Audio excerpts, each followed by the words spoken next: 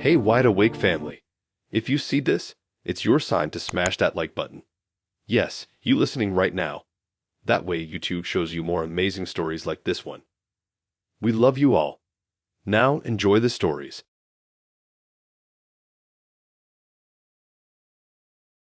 I met Joanna on a random Wednesday night swipe spree. I wasn't even planning to meet anyone, just scrolling while waiting for laundry to finish. But she looked different from the usual crowd. She had that quiet, confident smile, and this easy way of writing that made every message sound like we'd known each other for months. We talked for 2 days straight, back and forth until 2 a.m., and it felt natural. She suggested dinner at this small Italian place downtown that she claimed had the best lasagna in the city. I figured why not. When I got there, she was already sitting at a table near the back, sipping red wine and looking way calmer than I felt. She greeted me like we'd done this 100 times, even teased me for being 2 minutes late. She was funny, sharp, and quick to jump into real topics. None of that small talk. We covered everything from bad movies to growing up broke to how weird dating apps can be. She had that kind of energy that keeps you leaning in, like you're afraid to miss a single word. Halfway through the main course, when I was starting to think maybe this one was different, she dropped a sentence that stopped everything. She said she was technically still living with her ex. I thought she was joking, so I laughed, but she kept eating like it was no big deal. I asked what she meant, and she explained it was just for financial reasons. Rent was high, and they'd signed a lease together. She said it so casually that it almost sounded logical. Until she added that he didn't actually know they were broken up. I sat there trying to piece that together. She didn't seem like someone who'd lie to a person's face. But then again, maybe she was just good at acting calm about chaos. She went on talking about how they'd been together for 3 years, but he was emotionally unavailable and she was done. Apparently, she decided in her head that the relationship was over, but hadn't told him because it would complicate things. She laughed when she said it, like it was some quirky inconvenience. I just stared at her, not really knowing how to respond. The waiter came over to refill water, and I swear I used that moment to breathe again. After he left, Jonna leaned closer and told me not to tell anyone. She said it like we were co-conspirators. He doesn't know we're broken up, she repeated like it was something small, like forgetting to cancel a subscription. From there, dinner got weird. She kept checking her phone, probably making sure he hadn't texted her. Then she started talking about how they still cook together sometimes, and how she sleeps on the couch to keep emotional distance. She even said she keeps dating profiles hidden so he doesn't find out. She said all this between bites of lasagna like she was talking about the weather. I couldn't stop thinking about the logistics of it all. What happens when he finds my name in her texts? Or if I ever went over to her place and he just walked in thinking it was another quiet night. The way she explained it, it was like she was trying to rewrite reality to fit her comfort zone. And honestly, part of me respected the level of denial it took to pull that off. The other part wanted to leave the restaurant immediately. Still, I didn't. We finished dinner, mostly in awkward silence. She paid half, insisted on it actually. Outside, she said she had to catch the bus before he starts asking questions. That line stuck in my head. Before he starts asking questions. It sounded more like a spy movie than a breakup. She gave me a hug goodbye, kind of a half hug really, then said she'd text me later. I watched her walk away toward the bus stop, phone in hand, scrolling fast like she was already back to managing whatever double life she'd built. I stood there for a while, trying to figure out what part of that night was real. When I got home, I saw she'd already texted. Tonight was great. Don't worry about the ex thing. It's just temporary. I didn't reply. I sat there thinking how people can create these entire layers of truth around themselves and act like it's normal. I read our earlier messages again, and all those little details that felt genuine suddenly looked like setup lines. It's like I was seeing the version she wanted me to see, not the real one sitting across the table. For a few days, she kept texting. Random stuff. Memes, voice notes, what are you doing kind of messages. Then one night, she sent a picture of a lasagna place saying, we should go again soon. I didn't respond, and she stopped after that. A week later, I got curious and checked her profile again. It was gone. Deleted or maybe hidden again. It made me wonder how many versions of that same story she told, and how many people thought they were dating her while she was still technically living with her ex. I still think about that dinner sometimes, not because of her, but because of how ordinary it started and how strange it ended. There was no drama, no argument, no yelling. Just this casual reveal of the situation, so bizarre it didn't even feel real. Like someone admitting they're both single and not single at the same time. If I ever see her again, I don't think I'd even be mad. I'd probably just ask if she ever told him. But maybe that's the whole point. Maybe she doesn't plan to. Maybe she's still sitting in that same apartment, scrolling through her phone, pretending her life makes sense, and convincing the next guy that it's fine as long as nobody says anything. The whole thing taught me that sometimes people don't lie because they're cruel. They lie because they're scared of what happens when the lie ends. Jonah didn't seem evil, just stuck. And in a weird way, I guess we both were that night. Me sitting there trying to make sense of it, and her trying to make sure the truth stayed quiet long enough to finish her dinner.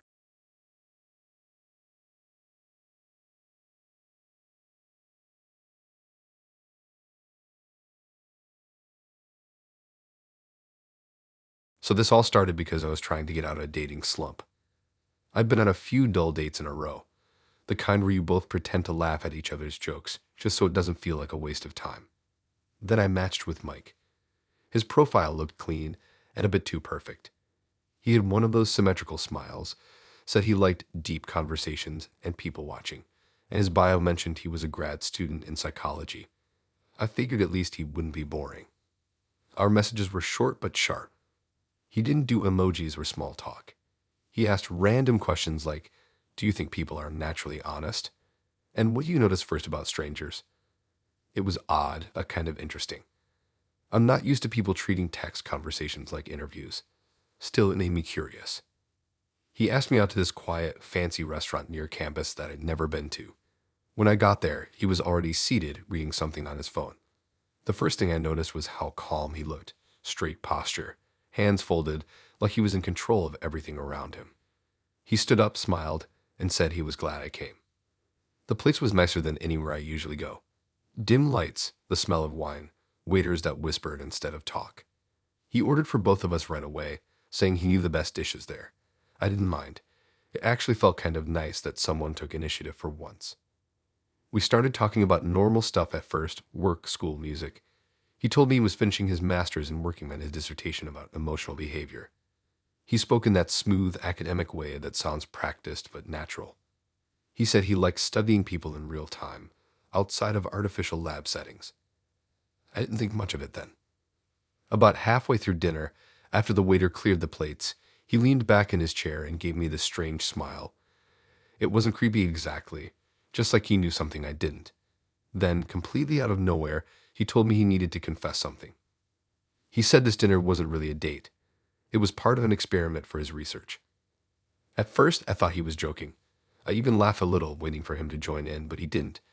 He said he was testing how easily people could be emotionally influenced through small behavioral cues, tone, timing, word choice. He wanted to measure how much trust and comfort could be built in one meeting. He said I was subject number 14. For a second, I thought maybe he was exaggerating, like it was some weird social metaphor, but then he started describing how he'd picked certain phrases during our chat to gauge my responses. He said my answers were predictably empathetic, and that I'd been very compliant with his conversational direction. I remember staring at him, trying to figure out if I should be offended or just confused. I asked if he was serious, and he nodded, still calm, like this was all normal academic behavior. He said he hadn't told me earlier because it could influence the outcome. Apparently, his supervisor signed off on field interaction tests, though I seriously doubted it. He didn't even look embarrassed.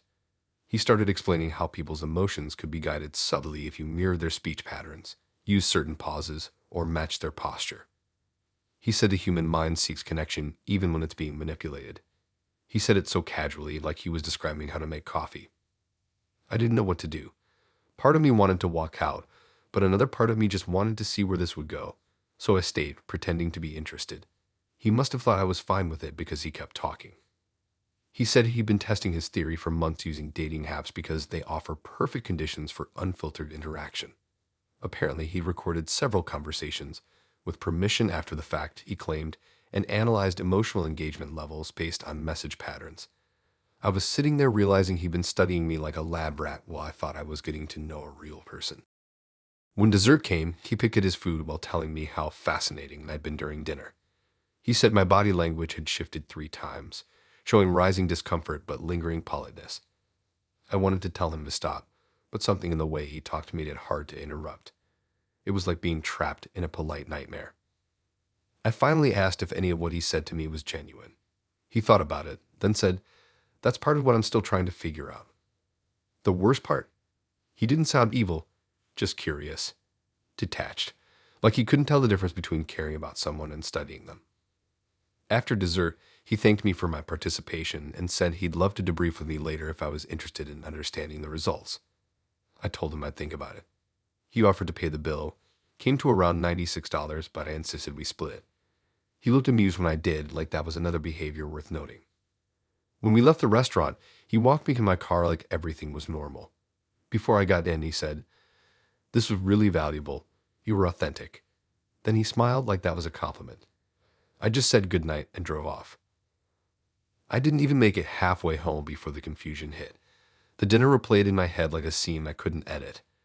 Every glance, every pause suddenly felt rehearsed. The way he leaned forward when I laughed, the way he nodded just enough to keep me talking. It was all part of the test. I felt stupid for thinking it was chemistry. That night, I read our messages again. They were full of tiny hooks I hadn't noticed before. Him mirroring my phrasing, responding just enough to keep the conversation flowing. I realized he hadn't just studied me at dinner, he'd been setting this up from the start. The next day, he texted me a thank you message, like I'd helped him with a class project. He even offered to send me a summary of his findings once he finished analyzing them. I never replied. A week later, I was telling my friend about it, half laughing because it sounded too insane to be real. She said she thought she'd seen a post online from someone at his university complaining about a grad student using Tinder as a behavioral lab. I searched his name, and sure enough, a few people had shared stories that sounded almost identical to mine. Apparently, Mike had been doing this for months, meeting people, running through the same dinner routine, then ghosting them after collecting his data. Some even said he'd asked them for post-date feedback surveys. It was like he didn't understand he was crossing the line. I never heard from him again after that, but sometimes I still think about how calm he was while explaining everything. He didn't try to hide or justify it. He just believed his experiment mattered more than how people felt. What really messed with my head was realizing how easily I'd fallen for the illusion. He didn't flirt, didn't overshare, didn't try too hard. He just listened in a way that felt intentional. And maybe that's why it worked. He knew exactly how to build a connection without needing any of it. It made me start questioning how much of dating is real anyway. How much is just people testing what works? How much is all of us doing our own little experiments, trying out versions of ourselves to see which one gets picked? Maybe the only difference between Mike and the rest of us is that he admitted what he was doing. Still, the thought of it made me feel like I'd been used for homework. The next time I opened a dating app, I noticed how cautious I was. Every message felt like it could be another test. I started overanalyzing how people phrase things, wondering if I was just feeding someone's curiosity again. I even caught myself matching his patterns, mirroring messages, observing replies.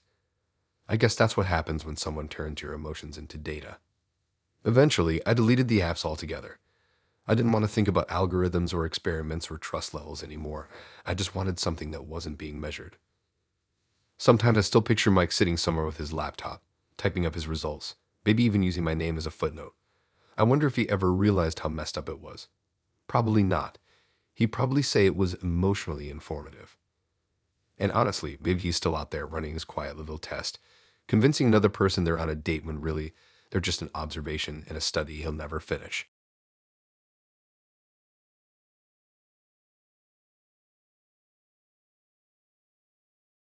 The night with Luca started weird before it even properly began. It was a Sunday, the kind of lazy day where you question why you even agreed to leave the house. I'd been lying on my couch binging some random show when he texted, asking if I was still down for dinner.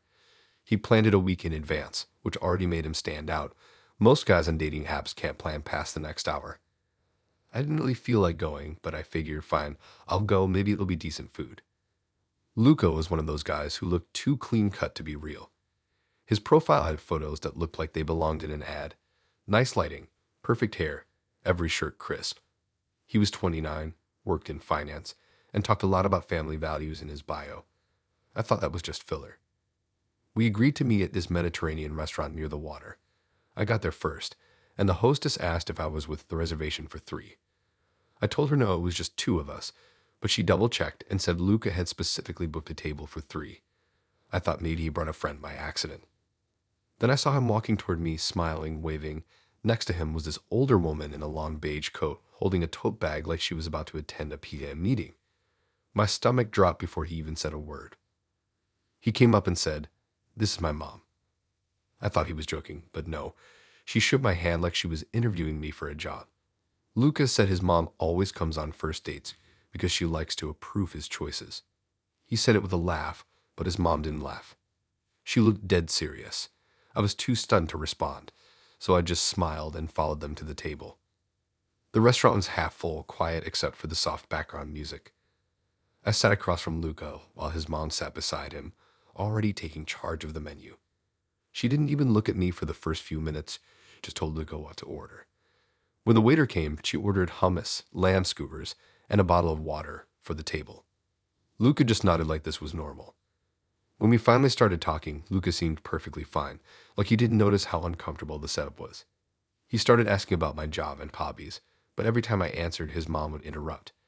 If I said I liked something, she'd ask why, like she was testing my logic. She started asking about my family, my plans for the future, where I saw myself in 5 years. At first, I thought she was just curious, but the questions got personal fast. She asked if I wanted kids, how soon, and how many. She asked if I'd be willing to leave work for family duties. She even asked how old my parents were and if there were any known health issues in the family. Luca just sat there eating bread like this was a casual Sunday dinner.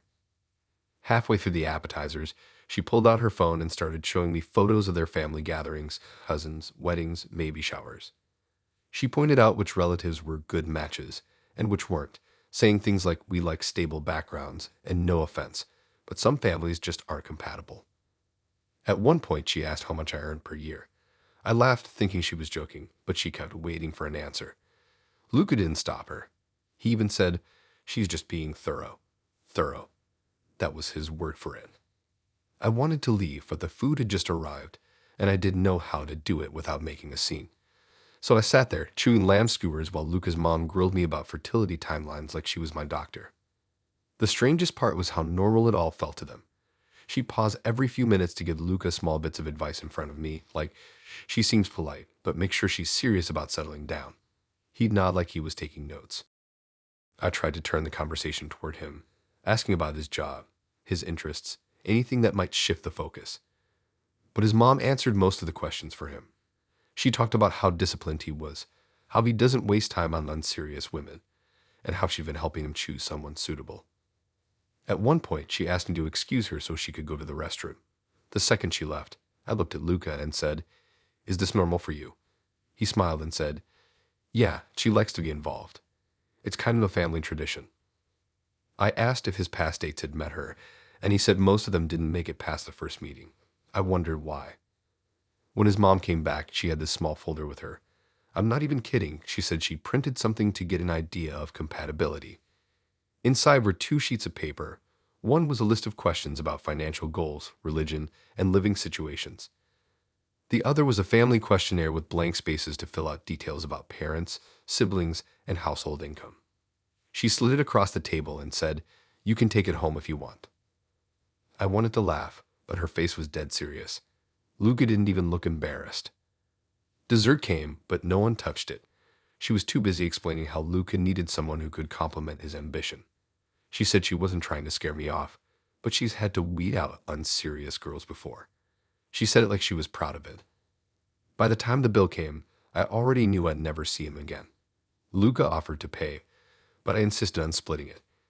It came to $112 total, and I gave my half just so I wouldn't owe them anything emotionally or otherwise. Outside the restaurant, Luca's mom hugged me goodbye like we just finished a job interview. She said, "You seem nice. We'll discuss later." Then she got into her car and left. Luca turned to me with this hopeful smile, completely missing the fact that his mother had just ruined any chance he had. He asked if I wanted to take a walk, like nothing weird had happened. I said I was tired and had to get home. He said he'd text me. I nodded and left. Later that night, I got a message from him saying his mom really liked me and thought I had good potential.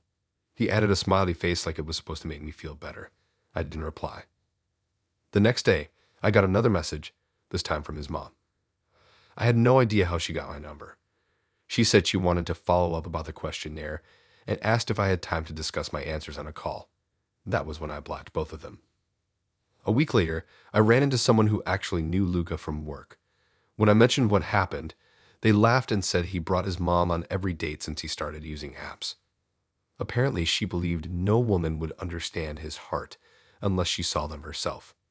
He'd been single for years, and no one made it past the second date. It was wild to think someone could be so unaware. It wasn't like Luca was a bad guy. He was polite, well-dressed, and genuinely kind, but it was like he was trapped in this bubble where his mom ran his entire life. Sometimes I still think about that night, not because I miss him, but because it's one of the strangest things I've ever seen. The way his mom ran the conversation, the way he let her, the way they both thought it was normal. It felt like stepping into a completely different world for 2 hours and then leaving before it could swallow me whole. I didn't even tell most people about it because it sounded too ridiculous. A grown man bringing his mom on a first date. Who would believe that? But it happened. I can still remember the way she looked at me like she was deciding whether I'd make a good daughter-in-law.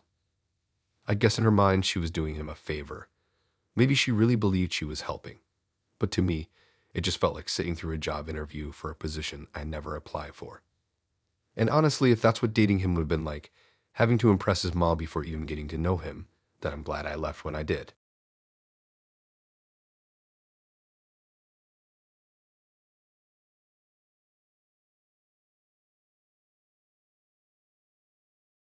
The first time I saw Hannah's profile, it felt like she was famous.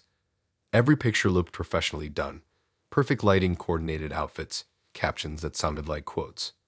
She had over 10,000 followers linked on her account, which should have been a red flag, but I didn't think much of it. I just figured she liked social media more than most people. She seemed confident, outgoing, and fun. Her messages were quick and full of energy, like she was always in motion. We talked for a few days before she asked me out. It wasn't even a question, more like an announcement. We're going to this rooftop cafe Saturday, 5 p.m. dress nice. There'll be great content. I laughed, thinking she meant that jokingly. Spoiler, she didn't. The day came and I showed up to this fancy rooftop spot downtown. The kind of place where people take pictures of their drinks before tasting them. The sky was clear, music soft, city lights starting to glow as the sun went down. I got there early and grabbed a table by the edge with a nice view. Then she showed up, 10 minutes late, wearing this bright green dress that looked straight out of an ad. She looked amazing, but the first thing she did wasn't say hi. It was pull out her phone and start filming the skyline. She waved at me mid-recording and said she'd do an intro real quick. I thought she was vlogging for fun. After she finished her little clip, she sat down, smiled wide, and said, "Sorry, I had to get the lighting before it changed." She adjusted her hair, checked her camera again, and said something like, "Okay, now we can actually talk." We ordered drinks and I tried to get the conversation going. She told me she did social media as a full-time lifestyle brand, which sounded vague, but I didn't want to press. She started talking about sponsorships, partnerships, and how her followers expect authenticity. She used that word a lot, authenticity, but everything she did felt rehearsed. The waiter brought our drinks, and before I could take a sip, she stopped me. "Wait, don't touch it yet." She pulled out her phone again and started filming, repositioning both glasses, adjusting the napkins, fixing her hair, and then panning the camera over everything. She made me hold my glass midair for 10 seconds while she recorded a slow-motion cheers. It felt ridiculous, but I went along with it. I thought that was the end of it, but it was just the beginning. When our food came, she asked me to sit on the opposite side of the table so the background behind me would look better. Then she started filming again, narrating as she went. "So, I'm here on my first date with this amazing guy," she said to the camera, pointing at me. "He's so sweet. Look how nervous he is." I didn't even know she was recording. I froze mid-bite. After the video, she started editing clips on her phone right there at the table. I tried to talk, but she kept cutting me off with, "Hold on, let me post this real quick." Every time her notifications went off, she checked them immediately and smiled. She told me her followers were obsessed already and that the comments were shipping us. That's when I realized she had just posted our date in real time. She even used the caption, "Boyfriend reveal, maybe," on her story. I wasn't even sure she knew my last name yet, but apparently I was now her boyfriend reveal. I leaned back in my chair, trying to process it. The people at the table next to us were staring because she kept talking loudly into her phone, describing our first date vibes.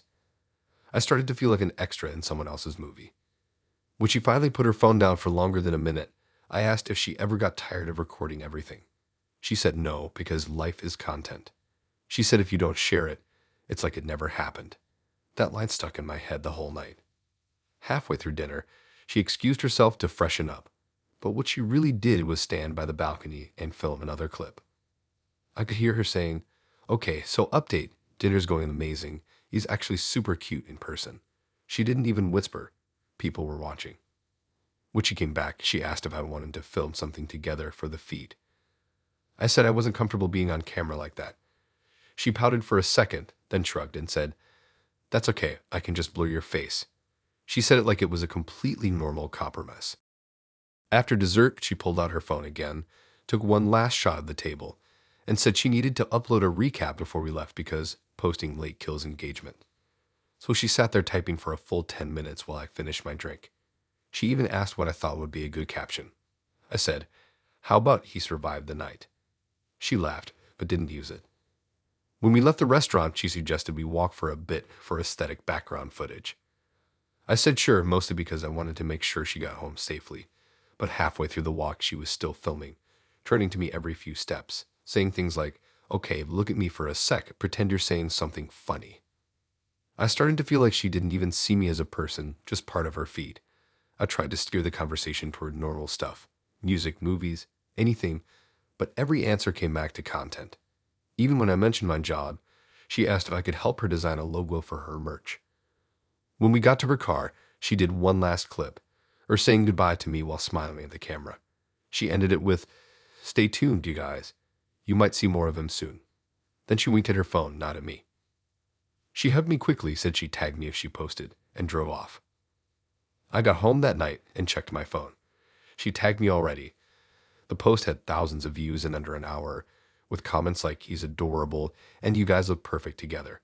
I felt weird reading them, like people were commenting on a movie I didn't agree to be in. I sent her a message saying I wasn't comfortable being on her page. She replied almost instantly, saying she understood and would archive the post tomorrow. She didn't. It stayed up for a week. By the next weekend, I saw she had posted a new story titled "Update on the Guy from Last Week." In it, she said things didn't work out, but that she'd learned so much from opening her heart again. People commented hearts, and "You'll find your person" messages. It was like I'd just been a character written out of her online story arc. It's strange how she managed to make something that felt real in the moment turn into something staged. I kept thinking about how during dinner, every time I looked at her, she wasn't looking back at me. She was looking at her reflection in the phone screen. I guess that's what being around someone like her is like. You're not really in their life, you're in their feed. It made me realize how much of dating now happens in front of an invisible audience. You don't just get to know someone, you get introduced to their followers, their curated version of themselves. For Hannah, everything was performance. Even the silence between us wasn't real. It was just her planning the next clip. I haven't seen her since that night, but I did see her post a few times afterward. She started a new series called Dating in the City, where she shares stories about her disastrous love life. I didn't watch them all, but one of the clips mentioned a shy guy who didn't get the social media lifestyle. I didn't need to guess who she meant. I guess she got what she wanted. A story to tell, content to post, engagement from her followers. And me? I got a free dinner and a crash course on what it feels like to date someone who treats every moment like a scene. Maybe that's the modern version of romance now. Filters, captions, and strangers watching from behind screens. But I still can't help thinking about what she said that night. If you don't share it, it's like it never happened. She was wrong, though. It happened. I just wish it hadn't been live streamed.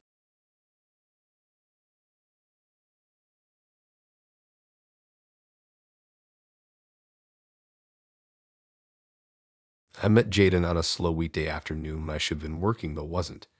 He had one of those laid-back profiles that didn't look too forced. Simple pictures, messy hair, a caption that said something like, "Just here for the plot." I figured that meant he didn't take things too seriously, which honestly sounded perfect at the time. We matched, started talking, and right away he had that kind of easy humor that makes you reply faster than you should. He made everything sound natural. No pickup lines, no weird energy. Just casual, smooth conversation that felt real. We met up for coffee a few days later at this small corner place near the park. It was one of those cozy shops with worn couches, handwritten menus, and indie music playing just loud enough to drown out awkward silences. When I walked in, he was already there, leaning back in his chair, phone in hand. He looked up, smiled, and waved me over. He had this calm confidence that made me feel like I'd walked into something already in motion. We ordered drinks, found a spot by the window, and started talking. It was easy, almost too easy. We talked about everything. Music, bad dating stories, favorite foods. He told me about his weirdly close friend group and how they all used to hang out together before everyone got busy. He said they were still tight, though, and that they all knew about me. I laughed, asking what exactly they knew, and he said, "Just that you're the one I actually like." It felt nice to hear that. For the first half hour, everything was going fine. He was funny, charming, asked good questions. I started thinking, okay, maybe this is someone I could actually see again. But then the conversation took a strange turn. He asked if I knew someone named Leah. Then he said another name, Maya, and another Tasha. All familiar. My chest tightened a bit because those weren't random names. Those were my actual friends. I tried to play it cool, but I asked why he was bringing them up. He smiled like it was no big deal and said, "Yeah, I've talked to them too. Just wanted to see how everyone connected." At first, I thought he meant like casually talked online or commented on their posts or something. But no, he meant he'd been messaging them. All three. He told me he'd been talking to them around the same time he started talking to me. Then he took a sip of his coffee and added, "It's kind of a social experiment." I just stared at him. I thought I'd misheard. He repeated it, still calm, explaining how he wanted to see how people who were close friends responded to the same type of attention. He said he'd message all of us separately to analyze how group dynamics affect attraction. He said it like it was fascinating, like he was proud of it. He said he wasn't doing it maliciously, that it was just something he got curious about after one of his friends mentioned how social circles overlap in dating apps. He wanted to map out emotional responses. Those were his exact words. I didn't even know what to say. I asked if my friends knew. He said no, not yet, but he planned to tell everyone eventually once he had enough data. He smiled when he said that, like this was some harmless science project and not something that could blow up multiple friendships. He started explaining how he used slightly different approaches with each of us. How he mentioned certain topics to one person, left them out with another, used different emojis to test tone differences. He said it was wild how predictable people could be. I was too stunned to interrupt him. He just kept going, like he thought I'd be impressed by how clever he was. He said I'd been the most authentic out of the four of us. That was supposed to make me feel good, I guess, but it just made me feel sick. The worst part was how calm he stayed through it all. He wasn't defensive, not even apologetic. He genuinely thought this was interesting, like we were all just characters in his little study. I asked him if he even liked me or if that was part of the act too. He said, "That's the thing. I don't even know anymore. You were all different versions of the same story." Hearing that felt surreal. I looked around the coffee shop, people chatting, laughing, working on laptops, and I couldn't believe I was sitting there listening to this guy casually tell me he'd been playing emotional chess with my friends. He tried to justify it by saying we all use dating apps to test people anyway. He said everyone performs in some way. He just took it one step further. I wanted to leave right then, the part of me stayed because I needed to hear everything. I wanted to know how deep it went, so I asked how far he'd taken it. He said he'd met up with one of them once for drinks, just like he was doing with me. He said it was for comparison. Then he looked at me and said I was reacting way more strongly than she did. That was the last thing he said before I stood up. I told him I was done. He didn't even argue. He just nodded like I'd given him another data point. I paid for my drink minus $7 and walked out without looking back. Outside, my hands were shaking. I didn't know if I was more angry or just embarrassed. The air felt heavy, like I'd stepped into some twisted simulation without realizing it. I sat in my car for 10 minutes before driving off, trying to figure out what to even tell my friends. That night, I texted them. I started with Leah, then Tasha, then Maya. Within an hour, they all replied, each one confused, then furious, then disgusted. He'd been talking to all of us for over a month. Same jokes, same compliments, same "you're different from the others" line. We all compared screenshots, and it was eerie how identical his messages were. He'd literally copy-pasted parts of conversations. He even set up similar dates for each of us. Same coffee shop, same tone, same fake curiosity about our lives. When we realized how deep it went, we blocked him everywhere. Then one of my friends decided to post about it on her story, not naming him, just describing what happened. Within hours, other people replied saying they'd had similar encounters with a guy who used the same line about a social experiment. Apparently, this was his thing. A few days later, he tried texting me again. He said he didn't mean for things to get messy. He said it had been enlightening. He even thanked me for being part of it. I didn't respond. I thought that would be the end of it, but a week later, I saw him on another app. Same smile, same bio, same easy confidence. It hit me that he probably hadn't learned anything at all. He'd move on to another group, start the whole thing again, and call it research. It's been months now, but sometimes it still crosses my mind. The way he looked so normal while saying the most insane things, like none of it mattered because he could frame it as curiosity. What stuck with me most was how he said, "You were all different versions of the same story." That line plays in my head sometimes when I think about dating again. It makes me wonder how many people out there treat connection like a puzzle to solve instead of something real. I haven't been to that coffee shop since. I used to like that place, but now it just reminds me of how easily someone can turn their trust into a project. The thing is, Jaden didn't look like a liar. He didn't sound like one either. That's probably why it worked, because he made it feel like you were special while quietly proving that you weren't.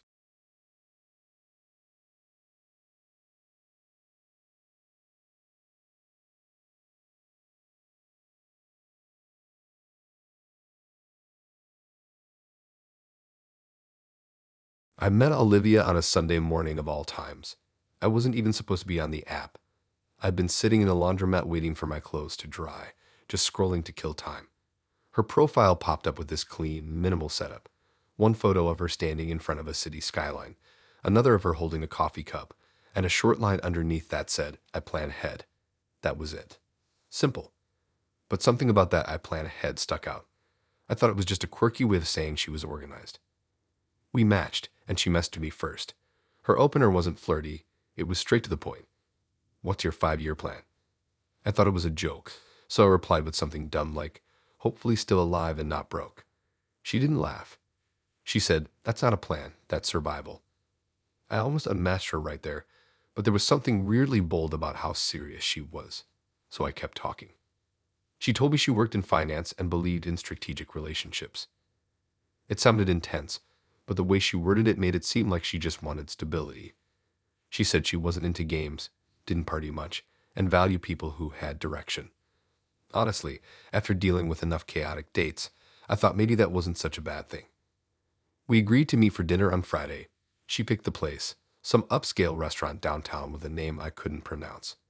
When I looked it up, I realized it was the kind of place where the menu doesn't have prices listed, which should have been a clue. When I got there, she was already sitting by the window, wearing a crisp white shirt and looking like she'd stepped out of a work meeting. Her posture was perfect, her nails neatly done, her hair tucked behind one ear like she planned every single detail. She stood up to greet me, shook my hand, then smiled like she was evaluating something. From the start, she treated dinner like an interview. She asked about my job, my degree, my goals, and how much I enjoyed what I did. It wasn't rude exactly, it was just so direct. I'd barely taken my first sip of water when she asked what my annual income was. I thought she was joking, but she didn't even blink. I tried to laugh it off, saying enough to pay rent and eat nice food sometimes, but she just tilted her head and said, "That doesn't answer my question." I could feel her eyes on me like she was doing math in her head. I said something vague about being comfortable, hoping that'd satisfy her. It didn't.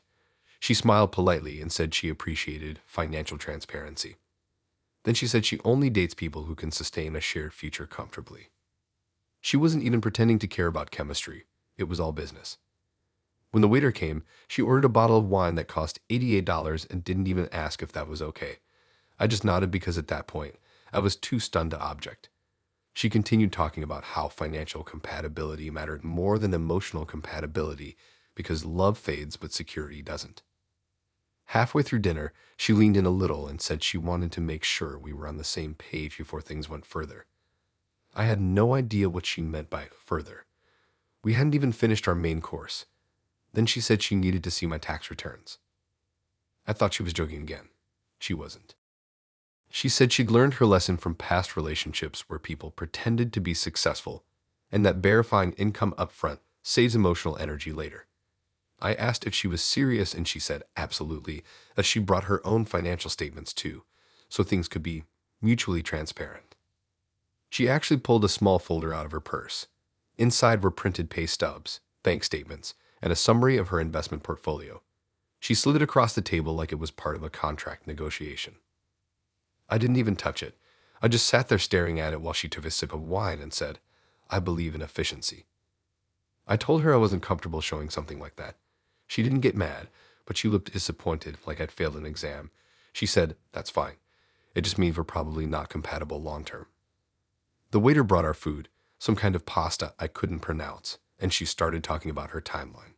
She wanted to be married within 2 years, own property in 3, and have her first kid by 32. She said she didn't want to waste time with emotional uncertainty. I wasn't even sure what to say. She wasn't rude, but everything she said felt like it had been rehearsed. Like she'd had the same conversation multiple times before. Every time I tried to steer it towards something normal, like hobbies or family, she brought it back to goals and logistics. At one point, she asked if I'd be open to signing a prenup assuming things progressed. I hadn't even finished my meal. She said it in the same tone you'd use to ask if someone wanted dessert. I asked her if she even believed in love. She said, "Of course, but love isn't sustainable without resources." By then, I was halfway between amused and horrified. She didn't seem like she was pretending or playing a game. She genuinely believed what she was saying. She talked about how she'd watched her parents struggle and how she swore she'd never live like that. She said dating without a plan was reckless. When the check came, she reached for it immediately and said she'd pay, but only if I promised to show her proof of income next time. I told her I'd cover it instead. The bill came to $142, and I handed over my card just to end the night faster. Outside, she thanked me for dinner and said she'd evaluate whether she saw potential. She said it kindly, like she thought she was doing me a favor. I went home that night still trying to make sense of what had just happened. I read her messages again. Everything that seemed confident before now read like a checklist. Every line was about goals, structure, or stability. There wasn't one message about feelings or fun. It was all metrics. The next morning, she texted me a spreadsheet. I'm not joking. A literal spreadsheet labeled long-term partner criteria. It had categories like career trajectory, annual savings rate, debt-to-income ratio, and projected compatibility score. Mine was mostly blank. She said she'd fill it in once she had more accurate data. That was the last message she sent. I didn't reply. A few weeks later, a friend told me they matched with her too. When he showed me her messages, they were almost identical to mine. Same tone, same structure, same question. What's your 5-year plan? Apparently, she'd been doing this with multiple people, screening for the best candidate. I don't think Olivia was cruel. She was just practical to a fault. She turned dating into a financial strategy, and maybe in her mind that made sense. But sitting there that night, it felt like she wasn't looking for a person. She was looking for an investment. I wonder sometimes if she ever found what she was looking for. Someone who ticked every box, who made sense on paper. Maybe she did. Or maybe she's still out there, interviewing her way through dinner after dinner, handing out folders like contracts, waiting for someone who matches her formula for sustainable affection. And maybe someone will. Maybe there's another person who wants that same kind of certainty, who thinks love should be managed like a portfolio. But for me, that night was enough. I learned that some people don't date to feel, they date to forecast.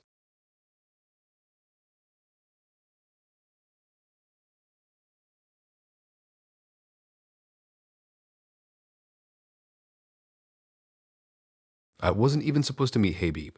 He wasn't my usual type at all.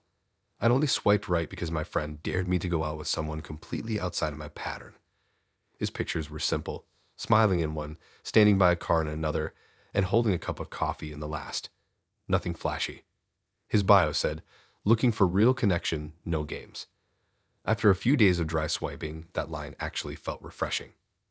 He messaged me first, just saying hi, but he wasn't pushy. He talked politely, asked real questions, remembered small details I mentioned. He was soft-spoken in texts, but funny when he wanted to be. It wasn't instant fireworks or anything, just easy conversation. When he asked me to get dessert with him on a Wednesday night, I said sure. He picked this little dessert cafe on the edge of the city that stayed open late. When I got there, he was already sitting at a corner table, waiting like he'd been waiting all night. He stood when I walked up, which almost nobody does anymore, and that instantly gave him points. He was well-dressed but casual, no cologne cloud or pretentious vibe. Just normal, relaxed energy. I thought, okay, this might actually be nice for once. We ordered waffles and ice cream and started talking about work, family, random things. He laughed easily, and when he smiled, it was the kind that made you feel like you'd done something right just by being there. The whole thing felt comfortable. No pressure, no weird moments. Then, right as we got our dessert, the conversation shifted. He started talking about how he'd lost someone really important a few years back. His tone changed. It got quieter, heavier, but I could tell it wasn't forced. I asked who it was, thinking maybe a grandparent or something, and he said it was his sister. She passed away unexpectedly, and since then, he hadn't felt the same. I told him I was sorry, and he nodded, saying it had been rough, but that he found ways to cope. He looked down at his spoon when he said that word, like it meant more than it should have. I didn't press at first, but then he looked up again and said something that made the air in the room go still. He said he only dates people who look like his sister. At first, I thought I'd misheard. I laughed awkwardly and said, "Wait, what do you mean?" He said it again slowly, like he'd been carrying it for a long time. He told me that ever since she died, he found it comforting to be around people who resembled her. He said it helped him keep her memory alive. He wasn't creepy when he said it. He looked genuinely sad, but the words hit me in a way that I couldn't shake. I didn't even know how to respond. My brain froze. I just stared at him, spoon in hand, trying to process what he'd said. He kept talking, said he didn't mean it in a weird way, that it wasn't romantic or anything like that. It was just that when someone looked like her, it felt safe, like home. He said every relationship he'd had since then started with that same familiarity, but none of them lasted because people didn't understand. He told me I reminded him of her the second he saw in a picture. He said it softly, like it was supposed to be a compliment. I didn't know what to say to that. My throat went dry. The room suddenly felt too bright, the clinking of plates around us too sharp. I tried to smile, but it probably came out weird. I managed to ask, "Do you tell people that often?" He said no, not really. He said he felt like he could trust me enough to be honest. I wanted to appreciate the honesty, but all I could think was, why me? He started describing his sister then. Her name, what she used to wear, her laugh, how she used to braid his hair when they were kids. He said she was kind and patient, and that losing her left a hole nothing could fill. He wasn't crying, but his eyes had that distant look, like he was somewhere else entirely. The way he spoke made it clear he hadn't really moved on. He said he tried therapy, but it didn't help because the therapist didn't get it. He said dating people who looked like her gave him comfort, even if it confused them. He said it wasn't about replacing her. It was about keeping her close in some way. I sat there, nodding occasionally, trying not to make him feel judged. But inside, I was uneasy. He was kind, he was gentle, but the thought of being seen as a stand-in for someone's sister, especially someone who had died, made my skin crawl a little. It wasn't malicious, it was just heartbreaking. After that, the rest of the conversation was quieter. He asked about my family, maybe he could balance things out. I told him about my brother, about growing up with constant noise in the house, and he smiled faintly. He said he missed that chaos. When the bill came minus $23, he insisted on paying. I tried to argue, but he said, "Please, it feels right." That line made me feel weirdly sad. I thanked him, and he smiled again, the kind of small, tired smile that says more than words do. Outside, it was cold. He walked me to my car and said he really enjoyed the night. I said I did too, though I wasn't sure if that was true anymore. Before I got in, he said, "You have the same way of smiling she did. It's strange, but nice." I nodded, said goodbye, and drove home in silence. When I got home, I couldn't stop thinking about it. I read our messages from before the date, trying to see if he'd hinted at this earlier, but there was nothing. Just normal talk, small jokes, goodnight texts. He'd seemed completely ordinary. It wasn't until I looked at my reflection in the bathroom mirror that I started to understand what he meant. My hair, my face shape. I could imagine what he saw. I felt a chill run through me, not out of fear, but because I realized how much grief can twist love into something unrecognizable. Over the next few days, he texted a few times. Just small things. How my week was, if I'd want to meet again. A photo of some dessert he tried. I didn't reply right away. I didn't know how to. Part of me wanted to be kind because I knew he wasn't trying to be creepy. He was just broken in a way he didn't know how to fix. But the other part of me couldn't get past that image that I reminded him of someone gone. Eventually, I sent a message saying I thought he needed time to heal before dating again. He replied almost instantly, saying he understood. He said he didn't mean to make me uncomfortable. Then he said she'd have liked you. That was the last thing he ever sent.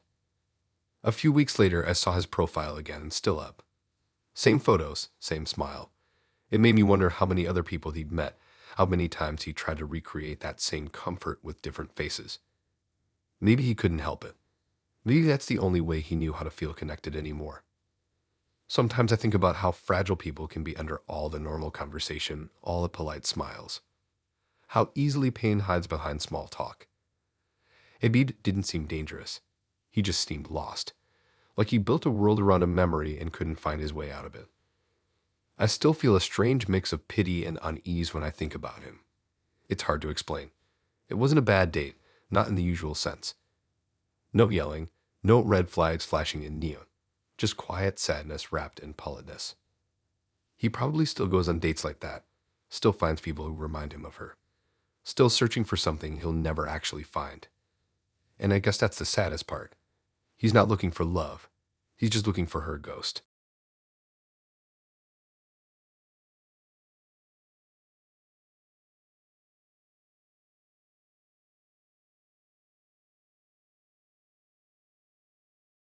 If I'm being honest, I almost canceled the date with Sophia. I'd had one of those weeks where everything felt like too much. Work was dragging, my car needed repairs, and I'd been surviving on takeout and coffee for 3 days straight. She'd messaged me earlier that week, and there was something about how direct she was that made me say yes without thinking too hard. Her texts were short, sharp, no nonsense. None of that flirty overkill you get from most people. She said, "Let's meet Saturday, coffee or dinner, your call." I picked dinner, mostly because I didn't want it to feel like an interview. We met at a Thai restaurant not too far from where I live. When I walked in, she was already seated near the back, flipping through the menu like she'd been there 100 times. She looked completely composed, white shirt, dark jeans, hair tied back neatly. When she saw me, she smiled and waved me over like we'd known each other for years. From the start, there was this confidence about her. Not in a loud way, just quiet certainty. She didn't fumble her words or seem nervous. The kind of person who probably walks into every situation already knowing how it'll go. I liked that at first. It made things feel easy. We ordered drinks and she started asking normal questions. Job, family, hobbies. It was smooth and normal until I noticed how fast she was steering things toward the future. She asked what kind of house I wanted someday, if I wanted kids, if I'd ever considered marriage. It was still early in the date, so I figured maybe she just liked talking about that kind of stuff. Then, 10 minutes later, she pulled a folded piece of paper out of her bag. I thought maybe it was a note or something she'd written down earlier, but she smoothed it out on the table and said, "I actually brought something funny for you to look at." It wasn't funny, it was a prenup. At first, I thought it had to be a joke. She said it was just for fun, that she drafted it for a class she took years ago and kept editing it over time. She told me she liked to bring it out on dates as a conversation starter. I laughed awkwardly, thinking maybe she was testing my sense of humor, but she wasn't laughing. She pointed to parts of it like a teacher showing off a project. Clauses about joint assets, income transparency, property rights, even pet ownership in case of separation. I blinked at the paper, waiting for her to say she was kidding, but she started explaining her reasoning. She said relationships fail because people don't plan. She said love is emotional, but marriage is practical, and that people make dumb choices when they mix the two. She said she preferred clarity to chaos. I was trying to process all of that while the waiter came to take our order. She paused mid-sentence to ask if I wanted rice or noodles, then went right back to explaining her hypothetical divorce strategy like she hadn't just ordered food. At one point, she even asked what I thought about joint accounts and whether I believed in full financial disclosure between partners. I said something vague like, I guess honesty is important, and she nodded seriously, jotting something down in a small notebook she'd pulled out. She said she liked to record compatibility data. I wanted to believe she was exaggerating, but she really had a small notebook filled with bullet points, questions, dates, follow-ups. It looked like she'd done this before, maybe with multiple people. She wasn't rude or unkind about it, just methodical, calm, like she was mapping out her life and I was a possible entry in her spreadsheet. When our food arrived, she pushed the prenup aside and said, "Anyway, I don't want to scare you off." She laughed softly, like she knew it was too late for that. Then she started talking about her exes. Apparently, one of them had wasted years of her life being unsure, and another had hidden debts. She said those experiences taught her to protect herself early. She even said she had a checklist for serious relationships and had already ticked a few boxes with me. That should have been flattering, but it wasn't. It felt like she was grading me. I tried steering the conversation towards something light, movies, travel, anything, but she kept circling back to her plan. She said she wanted to be married by 30, own a house within 2 years of that, and retire by 50. She even asked if I had life insurance. I remember sitting there, fork halfway to my mouth, realizing I was on a date with someone who planned out not just her future, but everyone who might be in it. I started noticing the little things after that. The way she tilted her head slightly every time I said something like she was weighing it. The way she writes short notes while pretending to check her phone. The way she never once seemed nervous or unsure. When the check came minus $74, she reached for her card first but said, "I'll pay if you agree to read the rest later." I told her I'd split it. She smiled and said, "Smart answer." Outside, she walked me to my car. The air was cold, and the streetlights were flickering faintly. She stood there for a second, arms crossed, just watching me. Then she said, "You're probably going to tell your friends about this, aren't you?" I didn't know how to respond, so I just laughed. She said, "That's okay. I like being memorable." She hugged me goodbye, firm and quick, then said she'd text me later with a few clarifications. I nodded and got into my car, half expecting her to pull out a contract for that too. On the drive home, I kept thinking about how serious she'd been about everything. It wasn't that she was crazy or anything. She was just too logical, too exact, like she replaced emotion with organization. When I got home, I checked my phone. There it was, a message from her. She'd scanned the prenup and sent it as a PDF. The message said, "Just thought you might want to actually skim it now that we talked about it." I didn't open it. A few hours later, she sent another text. "I had a good time tonight. You seem stable. That's rare." I didn't reply. A week went by and I didn't hear from her again. Then, out of nowhere, she posted a picture on her social media. Just her coffee cup and the caption, "Some people aren't built for structure." I didn't know if it was about me or someone else, but I didn't really want to find out.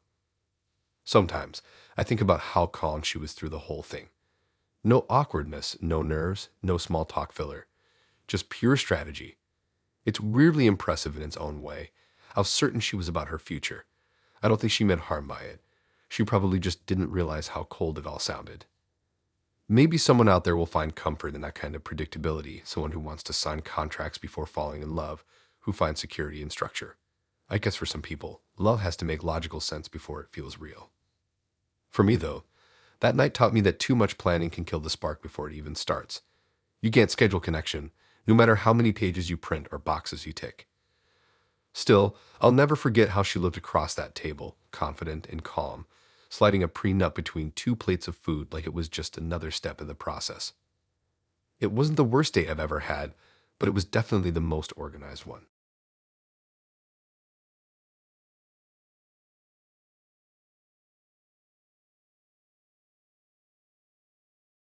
It was raining the night I met Jack.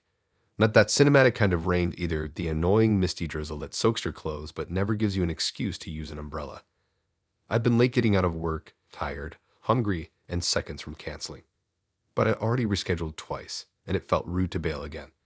So I threw on a jacket, grabbed an umbrella I knew was half broken, and went anyway. He picked this casual diner about 15 minutes from my place, one of those old spots that's been around forever. Red boots, neon sign buzzing, the smell of coffee and fries, hitting you before you even walk in. I spotted him right away. He was sitting near the window, waving through the glass when he saw me, grinning like he just won something. He stood when I came in, said hey, and gave me a quick hug that was both friendly and a little awkward. He looked normal, maybe a bit nervous. I figured it'd be an easy, low-stress dinner. Then I saw the kid. A small boy, maybe 4 or 5 years old, sitting in the booth next to him, holding a crayon and coloring on the paper placemat. At first, I assumed it was a random customer's kid, but then Jack turned back to me and said, "Oh, this is Mason." I blinked, waiting for him to add something like, "I had to bring him last minute," but no. He just smiled and said, "I thought this would be a good test." I laughed a little, not sure what he meant, and asked, "A test for what?" He said, "To see if you'd be a good parent one day." I thought maybe he was joking. He wasn't. He went on to explain how he always brings his son on first dates because it shows who's serious about family. He said most women say they want a guy who's a good dad, but then get scared when they actually meet one. He said this helped him filter out the unserious ones. Meanwhile, his kid was sitting there humming and drawing, oblivious to the weird tension building at the table. I sat down slowly, trying to process the fact that I was now part of a surprise parenting interview. He handed me a menu and asked if I liked kids. I said yes, though not in this context. He chuckled like I was being cute and said, "That's good. Mason's the real judge tonight." I tried to act normal. We ordered food, burgers and fries, and while we waited, Mason showed me his drawing. It was actually kind of sweet. He drew what looked like a house and a stick figure family, all holding hands. Jack smiled proudly and said, "See, he's already imagining the future." I wasn't sure whether to smile back or start planning my escape route. Throughout dinner, Jack kept dropping random parenting scenarios like we were in an interview. What would you do if your kid refused to eat vegetables? How do you feel about screen time limits? Would you ever spank a child? I answered politely, but inside I was screaming. It wasn't that he had a kid. I can handle that. It was that he turned the whole night into a compatibility test based on parenting potential. He wasn't getting to know me. He was evaluating me. At one point, Mason got ketchup on his sleeve, and Jack immediately looked at me and said, "Could you grab a napkin for him?" Not in a rude way, but with this quiet expectation, like I should already be stepping into a mom role. I did it, mostly to avoid making things awkward for the kid, but the whole thing felt strange. The weirdest part was how calm Jack was through it all. Like this was totally normal. He'd ask me questions, listen carefully, nod like he was making mental notes, and occasionally check how Mason was doing. When the kid got fussy halfway through the meal, Jack handed him his phone and said, "Usually women hate when I do that, but I want to see how you react." I said, "You're testing me again." He grinned. "Always." The food came, and I couldn't even enjoy it because every few minutes, he asked another question that sounded like it belonged in a parenting forum. He asked how many kids I wanted, what I thought of homeschooling, if I believed in gentle discipline. I tried to steer things towards something normal, hobbies, travel, anything, but he kept looping it back. It was like he didn't know how to just talk about life without turning it into a family audition. Mason, at least, was adorable. He told me random facts about dinosaurs, asked if I liked cartoons, and at one point said my name wrong in the cutest way. I didn't mind him. But every time I laughed at something he said, Jack would smile like I was passing some secret test. It made every moment feel staged. After dinner, the bill came minus $47, and Jack insisted on paying. He said, "You handled tonight really well." Most people don't. I wasn't sure whether to say thank you or run. We walked out together into the drizzle. Mason was half asleep, holding his dad's hand. Jack stopped by my car and said, "You'd make a great mom." That line stuck in my throat. He meant it sincerely, but it didn't land that way. I didn't know how to explain that I wasn't looking to prove myself as anyone's mom on a first date. I said, "You seem like a good dad," which was true, but he smiled too proudly at that. Then he said, "So, are you up for round 2? Maybe the zoo this weekend. Mason loves the zoo." I told him I'd let him know, trying not to sound rude. He nodded like he expected that answer, then buckled Mason into the car and drove off. When I got home, I sat on my couch and replayed the night in my head. It wasn't even a bad date exactly. It was just surreal. I couldn't decide if he was being overprotective or just lonely. Maybe both. The next morning, he texted, "Mason said he likes you. That's a good sign." I stared at the message for a long time before replying with, "That's sweet. I think you're both great, but I'm not sure I'm ready for that dynamic yet." He replied almost immediately, "Totally fine. I respect that." but I'll keep your number just in case you change your mind. I didn't respond. A few weeks later, a friend sent me a screenshot from a local Facebook group for single parents. Someone had posted about a man who brought his son on all his first dates. The description matched Jack exactly. Comments were split. Some people thought it was admirable. Others said it was manipulative. I didn't comment, but I read every word. Part of me felt bad for him. He clearly loved his kid, maybe too much. Maybe so much that he forgot how to just be a person separate from being a dad. Still, I couldn't shake how uncomfortable it felt to be tested without warning. Dating is already nerve-wracking. Adding a child into the mix on night one just made it something else entirely. I haven't seen or heard from Jack since, but sometimes I wonder how many other people sat in that same booth, being quizzed about parenting styles over fries. Maybe one of them didn't mind. Maybe one of them passed his test. And honestly, I hope he finds someone who does, someone who's ready to step into that kind of life right away, someone who won't flinch when a kid joins the first date. Because me, I just want a dinner, not a pop quiz on motherhood.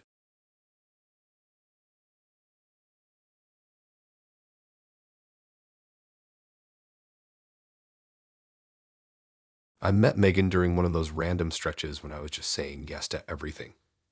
New places, new people, new chances to reset whatever weird luck I've been having. I was out with a friend who practically grabbed my phone out of my hand and started swiping on my dating app just to fix my algorithm. She matched me with Megan, handed the phone back, and said, "Trust me, she looks normal." Megan did look normal. Friendly smile, jeans, and a hoodie in most photos, and a caption that just said, "Family over everything." It didn't scream chaos, which was exactly what I wanted. We talked for a bit that night, nothing deep, just light conversation about movies, food, and bad dating app stories. She seemed grounded. Real. A couple of days later, she asked if I wanted to grab dinner. Her energy was confident but sweet, the kind that makes it easy to agree. We picked a little restaurant halfway between our places, nothing fancy, and met on a Friday night. She showed up early, already sitting by the window when I walked in. She waved with this big, excited smile and said she'd been looking forward to it all week. Her voice was warm, her laugh quick, her energy magnetic. I remember thinking it might finally be one of those rare good first dates. We ordered food, started talking, and everything felt natural. She told me about her job, her dog, how she helped her parents with their small business sometimes. She was easy to talk to. She had that kind of openness that makes you forget how awkward dating can be. Then, about halfway through dinner, she said something that stopped me cold.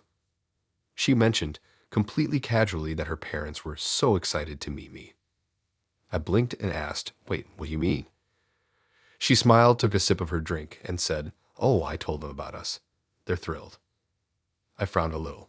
Told them what about us? "That we're engaged," she said, just like that. I thought she was joking. She wasn't even smiling like it was a joke. She was just chewing calmly, looking at me like this was completely normal information to share over dinner. I laughed awkwardly, waiting for her to crack, but she didn't. She said, "Don't worry, I didn't post it or anything yet.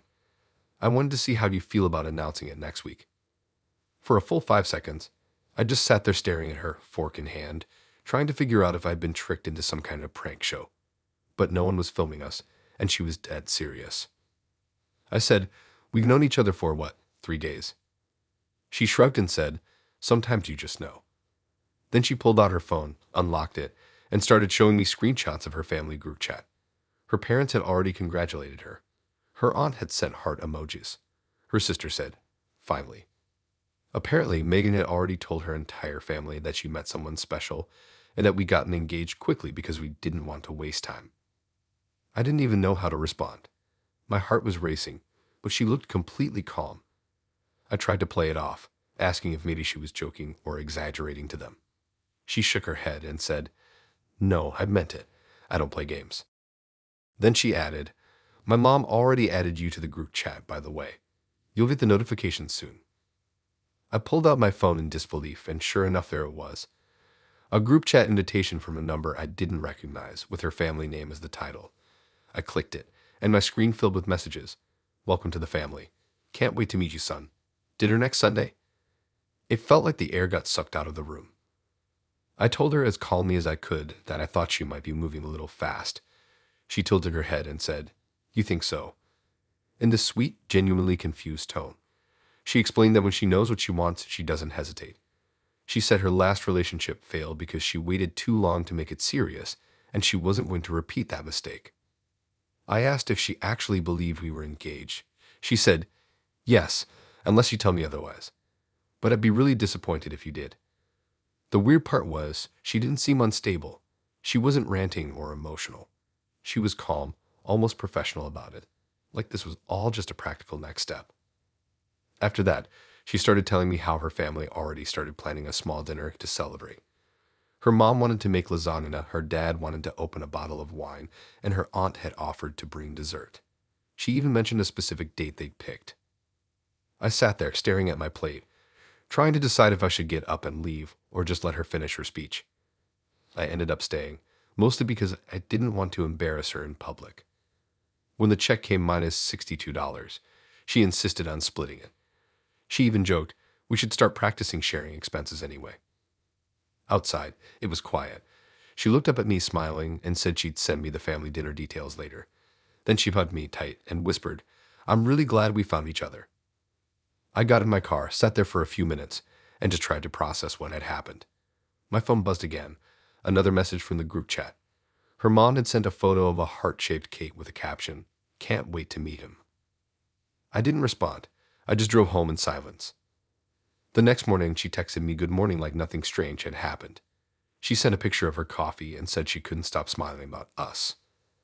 I stared at the message for a while before finally replying, I think you might be getting ahead of things. She texted back instantly. That's okay, I'll give you time to catch up emotionally.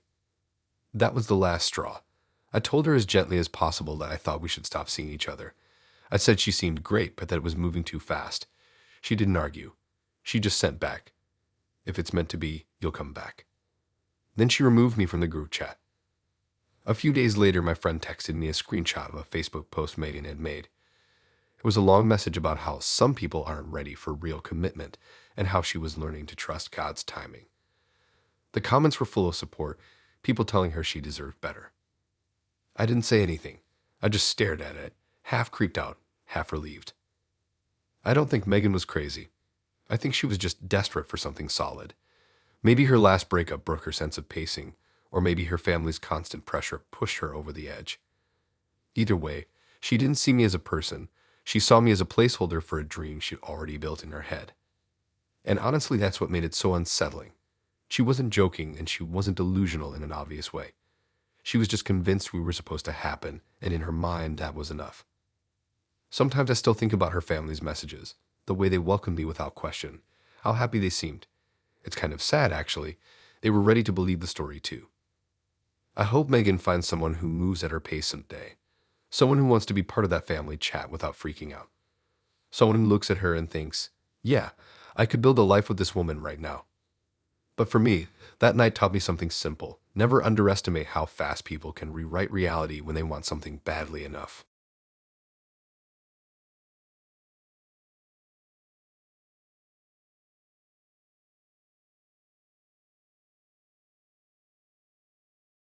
I met Tyler on a random Tuesday night after a long scroll session that started out of boredom and ended in curiosity. His pictures were simple but oddly confident. No filters, no gym mirror selfies, just a couple of shots of him cooking in a kitchen that looked too spotless to be real. His bio said, a man who can cook deserves a woman who can too. That should have been the first red flag, but I didn't take it too seriously. I thought maybe it was a joke, or just one of those half-flirty, half-old-fashioned lines people use to sound interesting. We started talking that same night. He was polite, well-spoken, and surprisingly consistent. He'd send a message every morning saying, hope you're having a productive day, which felt a little formal but kind of sweet. We talked about food a lot, favorite dishes, cooking fails, best restaurants. He mentioned he was really into testing compatibility through meals, which sounded quirky, not creepy. By the end of the week, he asked if I wanted to go out for dinner. He said he'd pick the place and told me to dress nice but comfortable. I didn't ask too many questions. Friday night came, and I met him at a mid-range restaurant that tried to look fancy with dim lighting and expensive bread. Tyler was already there when I arrived, sitting straight, arms crossed, wearing a button-up shirt like he'd come straight from a meeting. He stood up when he saw me and said, perfect timing. He looked just like his pictures, sharp features, confident smile, clean haircut. He had the kind of presence that fills the room even when he's quiet. I thought, okay, maybe this will actually be fun. We sat down, and before the waiter could even hand us menus, Tyler said, "I already ordered for us." That took me by surprise. He smiled like it was supposed to be romantic. I asked what he ordered, and he said, "You'll see. I like to test how well people adapt to surprises." I laughed because I thought he was joking again, but no, he was dead serious. He went on to explain how food reveals character. Apparently, people who get upset when their order is changed are rigid thinkers. I didn't even know how to respond, so I just said, "Cool," and tried to roll with it. While we waited for the food, he started asking about my cooking habits, what I like to make, how often I cook, whether I take pride in serving people. He said that was his love language, a woman who knows how to serve. I thought maybe he meant serving food, not in a weird way, but the more he talked, the more it sounded like something else entirely. He started telling me how he grew up in a traditional household where his mom always cooked, and how he wanted to bring that energy back. He said modern dating has lost structure, and that women don't honor domestic skill anymore. I tried to smile through it, sipping my water to hide how uncomfortable I felt. He noticed and said, "Don't look so nervous. It's just conversation." When the food arrived, it was actually really good. Steak, mashed potatoes, and some kind of fancy salad. But before I could pick up my fork, he stopped me and said, "Let me." He cut into his steak, then looked at the waiter and said, "She'll have hers medium rare next time. She looks like the type that appreciates that texture once she learns." The waiter looked confused, but I just sat there pretending to find it funny. Then Tyler said something that froze me. He told the waiter she's still learning. Tonight's practice. Practice for what? I had no idea. He started talking again between bites, explaining that he believed relationships were like kitchens. Someone leads, someone follows. He said he didn't like chaos when it came to meals with love. I tried to steer the topic elsewhere, but he kept coming back to it. At one point, he said, "I hope you know how to cook." I told him I did, but not often. He shook his head and said, "That's something we'll fix." Then he waved the waiter over again, ordered dessert without asking, and told him, "Make sure she gets the check. She needs to practice serving." The waiter blinked, unsure if he was serious, but Tyler nodded firmly. I laughed nervously, thinking maybe this was part of his weird food philosophy, but no, he really meant it. When the bill came minus $89, he slid it toward me and said, "Go ahead. It's good training." I paid it because I just wanted to end the night smoothly, but something about the way he watched me while I handed the card over made my skin crawl. He wasn't mocking me. He looked proud, like he'd accomplished something. After that, we walked outside. The air was cool, and I could finally breathe a little better. I said goodnight, hoping to leave it there, but he followed me to my car and leaned against it like we were already in some kind of serious relationship. He said, "I like your energy. You're calm. Teachable." That word, teachable, set off every alarm in my head. I smiled tightly and said, "That's good to hear," just trying to stay polite. He looked at me, hands in his pockets, and said, "Next time we'll do dinner at my place. You can cook for me." I said, "I don't think that's going to happen," and his face changed for the first time all night. The smile stayed, but the eyes didn't match anymore. He said, "Why not? You said you liked cooking." I told him it was just a busy week, and he nodded, though I could tell he didn't buy it. Then he said, "You'll come around. Most women do once they realize I know what I want." I got in my car, locked the door, and left before he could say anything else. By the time I got home, I had a text from him. "Had a great time tonight. You did well. We'll work on the serving part." I didn't respond. The next day, he sent another one. "You should wear something more classic next time. It suits your face better." And then another a few hours later. "I can tell you were raised right. I appreciate that." I blocked him after that. A week later, one of my friends told me she recognized his picture. Apparently, she'd matched with him months ago and unmatched after their first chat because he'd said, "If you can't cook, I'm not interested." Another girl in our friend group chimed in, saying she'd gone out with him once and he'd done the exact same thing, ordered for her, talked about training, then made her pay the bill. It was like he had a routine, a whole act rehearsed to see who'd go along with it. Sometimes I wonder what kind of person he'd eventually end up with, someone who actually thinks that kind of behavior is confidence instead of control. He probably will find someone who doesn't see the warning signs, at least not right away. For me, it was a reminder that not every red flag waves loudly. Some of them whisper, covered in politeness and good manners. And maybe that's what made Tyler so strange. He wasn't rude. He wasn't angry. He was just completely sure that his way was right. That dinner was his test, and I'd failed it by wanting to be treated like an equal. Still, I can't help but laugh thinking back to it now. The way he said, "You did well," like I was a student being graded on posture and steak etiquette. I hope he's out there somewhere still giving his tests, still ordering for strangers who mistake control for charm. Because if nothing else, he's at least consistent.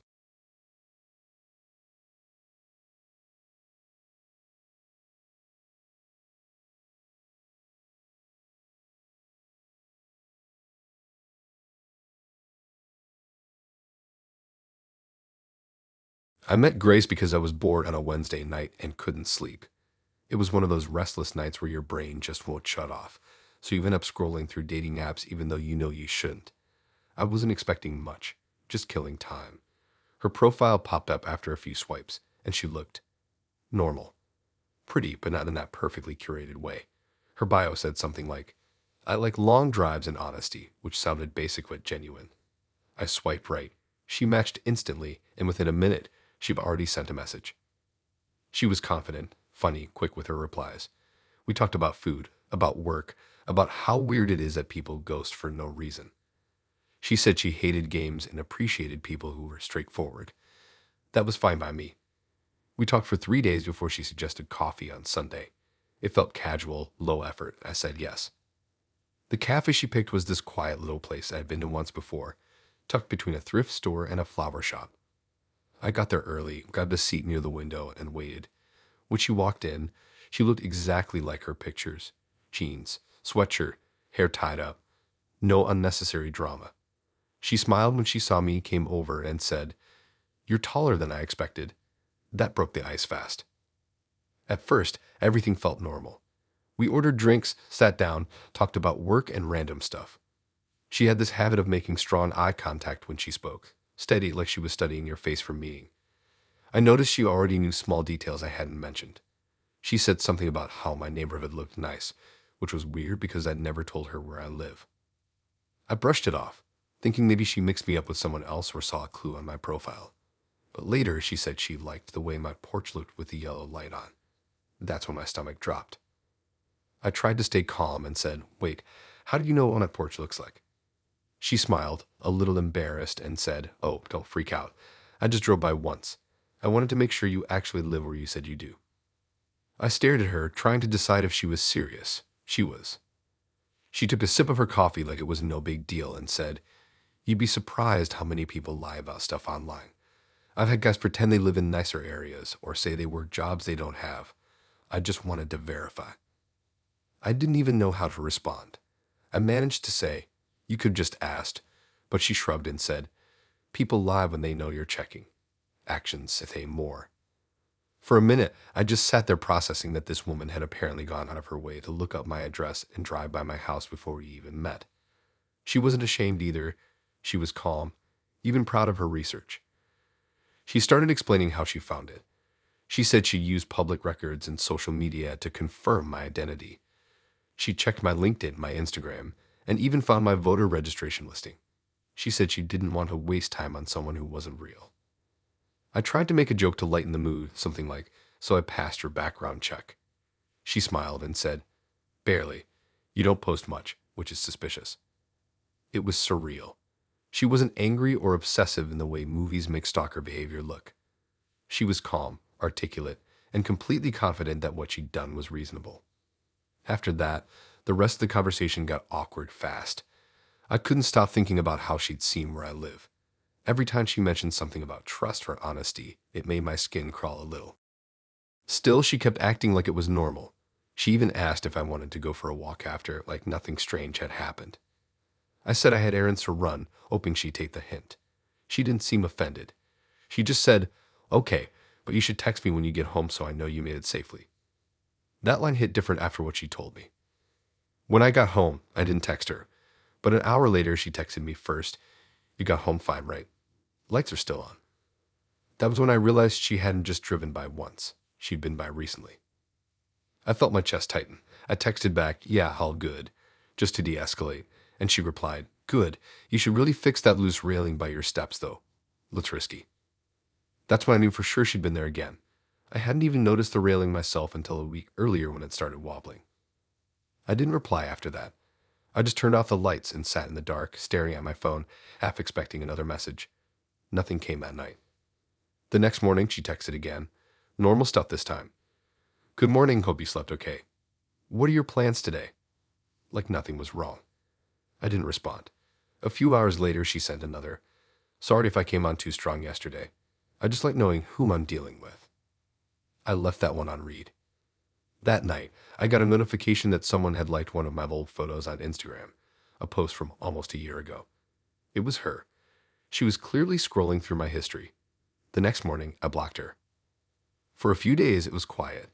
Then my neighbor texted me saying a woman had been sitting in a car near my driveway the night before. He said she didn't do anything, just sat there for a while and drove off when he came outside. He described her car, and it matched what Grace had driven to the cave. I didn't know what to do. I didn't want to overreact, but I also didn't want to ignore it. I told myself maybe she was just driving around, maybe it was a coincidence. But then another text came, an unknown number this time. "I understand if you're scared. I didn't mean to make you uncomfortable." I blocked that number too. It stopped after that. No messages, no sightings, no weird notifications. After a few weeks, I started to relax again. Then months later, I was out grabbing coffee at that same cafe and I saw her. She was sitting at a corner table, typing on her laptop, earbuds in. She looked up, saw me, and smiled like nothing had ever happened. She waved, small and polite. I nodded back, pretending to be unbothered. When I got my drink and turned to leave, she called out, "Hey, your porch light looks better now." I froze for half a second, then just said, "Yeah," and walked out. I haven't seen her since. Sometimes I still think about her, not because I miss her, but because I genuinely can't figure out how she justified what she did. She wasn't crazy, not in the obvious way. She was logical, calm, like she built a moral code around suspicion and convinced herself it was self-protection. Maybe she'd been lied to before. Maybe she'd had her heart broken by someone who wasn't who they said they were. I don't know, but it doesn't excuse what she did. She crossed a line and didn't even see it. I ended up fixing that railing she mentioned. Every time I tightened the screw, I thought about her driving by, watching, taking notes, telling herself it was okay because she wasn't hurting anyone. That's the part that still sticks with me. How normal she made it sound. How someone can convince themselves that control is care.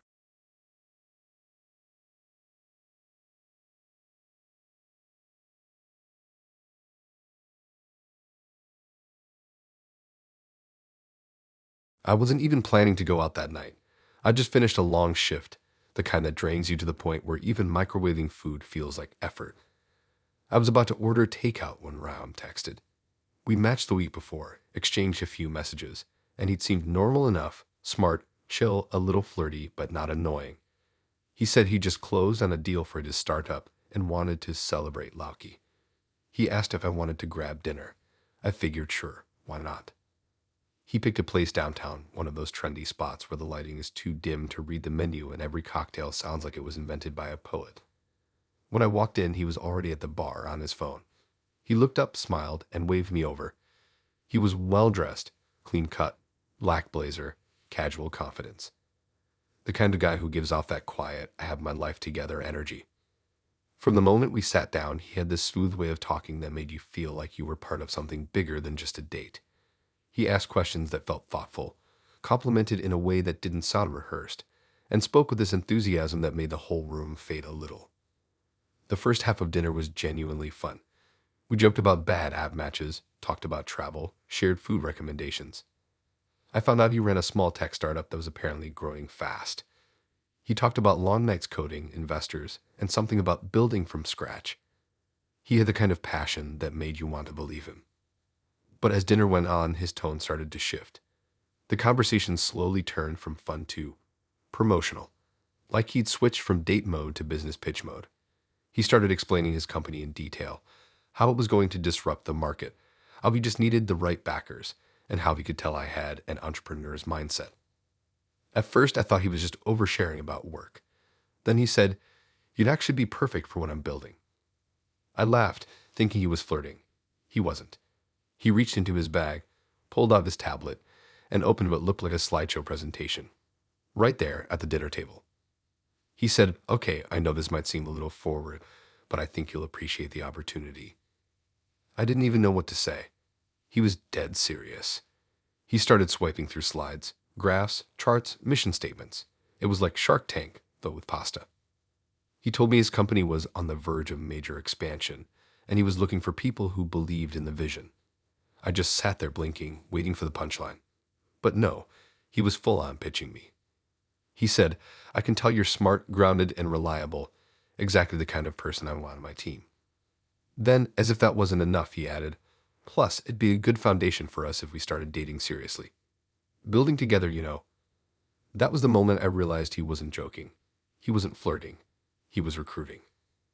I tried to steer the conversation back to something normal, like how good the food was or how weird it was to have a PowerPoint presentation on a date, but he didn't take that hint.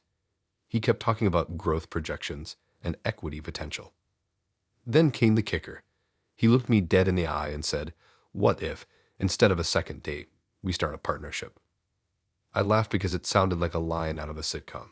He didn't laugh. He leaned closer, lowering his voice like he was sharing a secret. "I'm serious. I'm not just looking for love. I'm looking for someone who believes in me, someone who wants to build something that lasts." I told him I didn't have that kind of money to invest, hoping that would end it. He smiled and said, "That's fine. I'm not asking for much. Just a small buy-in to show commitment." I thought maybe he meant a couple $100. Then he said, "$5,000 is enough to get you a silent partner position." I nearly choked on my drink. He started explaining how it wasn't really an investment. It was an entry point into the vision. He said he'd already brought in a few people, close connections, who were part of the family now.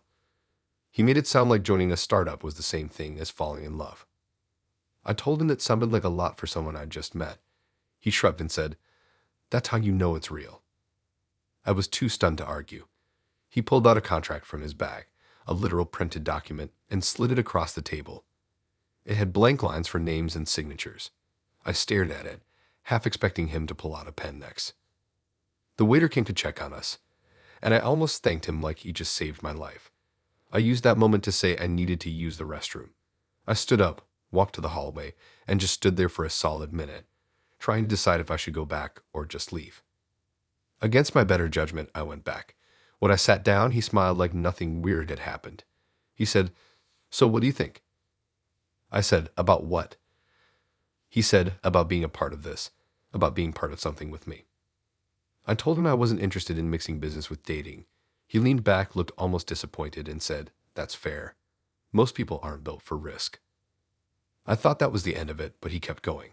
He said he could tell I was different, that he could see potential in me, that we could change our futures together. He made it sound poetic, like I'd be stupid not to say yes. When the bill came minus $128, he reached for it but then paused. He said, "How about this? You cover dinner, and I'll count that as your first gesture of commitment." I laughed out loud at that point. I told him he was unbelievable. He smiled and said, "That's what visionaries are." I paid just to end the night faster. Outside, he walked with me to my car, still talking about his company, his mission, and how every great love story starts with shared ambition.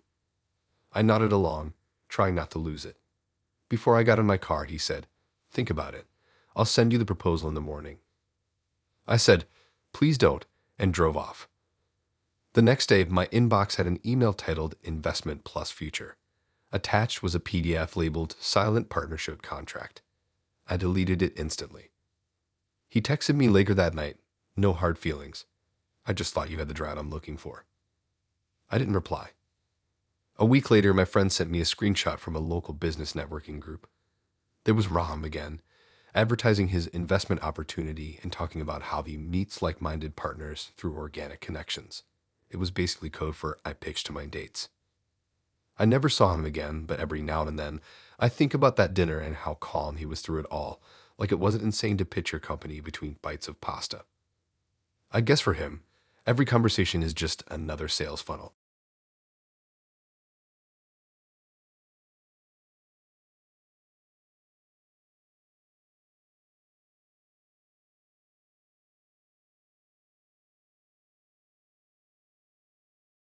I met Ava on one of those apps I swore I deleted. You know how it goes. You get bored, reinstall it just to look, and then suddenly you're chatting with someone who makes you forget why you ever stopped. Ava's profile was simple, but had this weird charm. Her pictures weren't over-edited or posed. She looked natural, with a mischievous smile that made you feel like she was up to something. And honestly, that kind of energy pulled me in. Her bio said, "I like bets, bold moves, and good food." It sounded harmless enough at the time. Our first few conversations were fast-paced. She was witty, always teasing, but never mean about it. She liked asking odd questions. Things like, "How long do you think it takes to fall for someone?" Or "What's the fastest you've ever said I love you?" I thought she was just flirting, maybe a little dramatic for fun. When she suggested meeting for lunch, I said yes before thinking too hard about it. We met at this rooftop place that overlooked the park. She showed up right on time, bright red jacket, hair tied up, sunglasses even though the sky was cloudy. She had this confidence that filled the space, like she already owned the moment. She waved when she saw me, and from the second I sat down, I could tell she wasn't nervous. Most people fidget on first dates, she didn't. We ordered sandwiches and iced coffees, and she jumped straight into conversation, asking everything from my favorite movies to how many relationships I'd had. It was intense but fun. She had this way of making you feel like every answer mattered. Then, somewhere between small talk and dessert, she said something that made me stop mid-bite. She was telling me about her friends, laughing about how competitive they all were, and then said, "Actually, they dared me into this date." I laughed, thinking she was joking. "What kind of dare?" I asked. She smiled, leaned forward a bit, and said, "We made a bet. I told him I could make a guy fall in love with me in under 2 weeks." I stared at her, half waiting for her to laugh. She didn't. She just kept stirring her drink like she'd said something completely normal. I asked, "Wait, you're serious?" She nodded. "Yeah, I thought it'd be interesting." My brain short-circuited for a second. "So this date is part of a bet?" She said, "Kind of. But don't look at me like that. It's not that deep. I pick one person, see if I can make them fall, and if I do, I win. Simple." I blinked at her. "Win what?" "Money and bragging rights," she said with a grin. She didn't even flinch. She didn't seem embarrassed or apologetic, just amused. I sat there trying to figure out what kind of person admits that mid-date. I asked if her friends knew who I was, and she said yes. They had a whole group chat where they voted on who she should pick. Apparently, I've been chosen because I looked emotionally guarded but secretly soft. I didn't know whether to be insulted or impressed. I tried to keep it light, but she could tell I was thrown off. She said, "Relax. It's not that I'm faking everything. I actually think you're interesting." She smiled like she was offering reassurance, but the words didn't help. After that, I couldn't enjoy the food anymore. Every time she asked something, I started wondering if it was part of her strategy. Was she testing me, collecting emotional data? She noticed my silence and said, "You're thinking too much. Just have fun with it." The crazy part is, I didn't leave. I don't even know why. Maybe I was curious to see what she'd do next. Maybe I wanted to prove I couldn't be won over. Either way, I stayed. After lunch, we went for a walk in the park below. She kept talking, telling stories, laughing like nothing was weird. And I'll admit, she was good at it. She made you feel seen, like you were the only person in the world. It was disarming, dangerous even.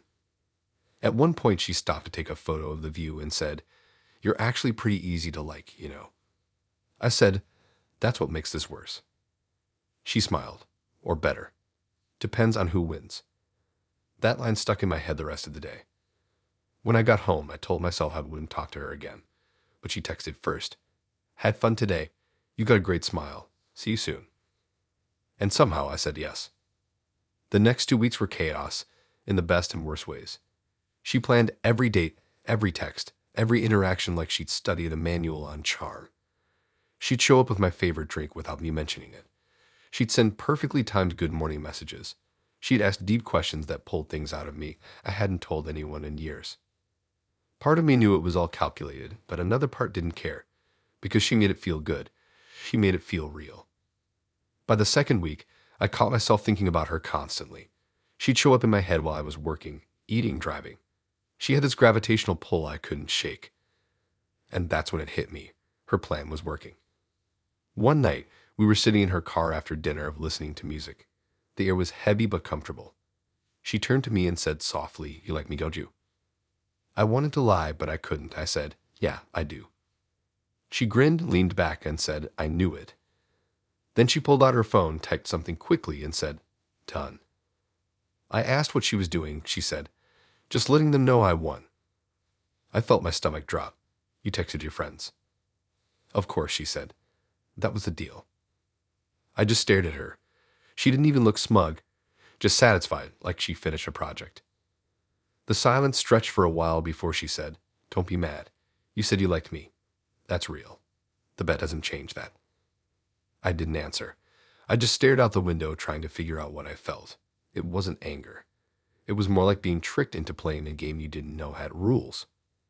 She reached over, touched my hand, and said, "Hey, it's not all bad. I actually like you too. Maybe the bet was just how it started." I didn't know if I could believe that. When I got home that night, I didn't text her. She didn't text me either. 2 days later, she posted a photo on social media, a picture of her holding a glass of wine with the caption, "Told you I could do it." The comments were full of her friends cheering her on. Someone wrote, "Legend." Another said, "2 weeks exactly." I didn't comment, didn't text, didn't say anything. I just read it, closed the app, and deleted her number. A few weeks later, she messaged me again from a new account. She said, "You were my favorite one, you know. You made it almost feel real." I never replied. Sometimes I still think about her, though. Not because I miss her, but because of how good she was at pretending something real could come out of something fake. She was the kind of person who could convince anyone that a lie was just an accelerated truth. And maybe that's why she keeps winning, because for a moment, you forget it's a game.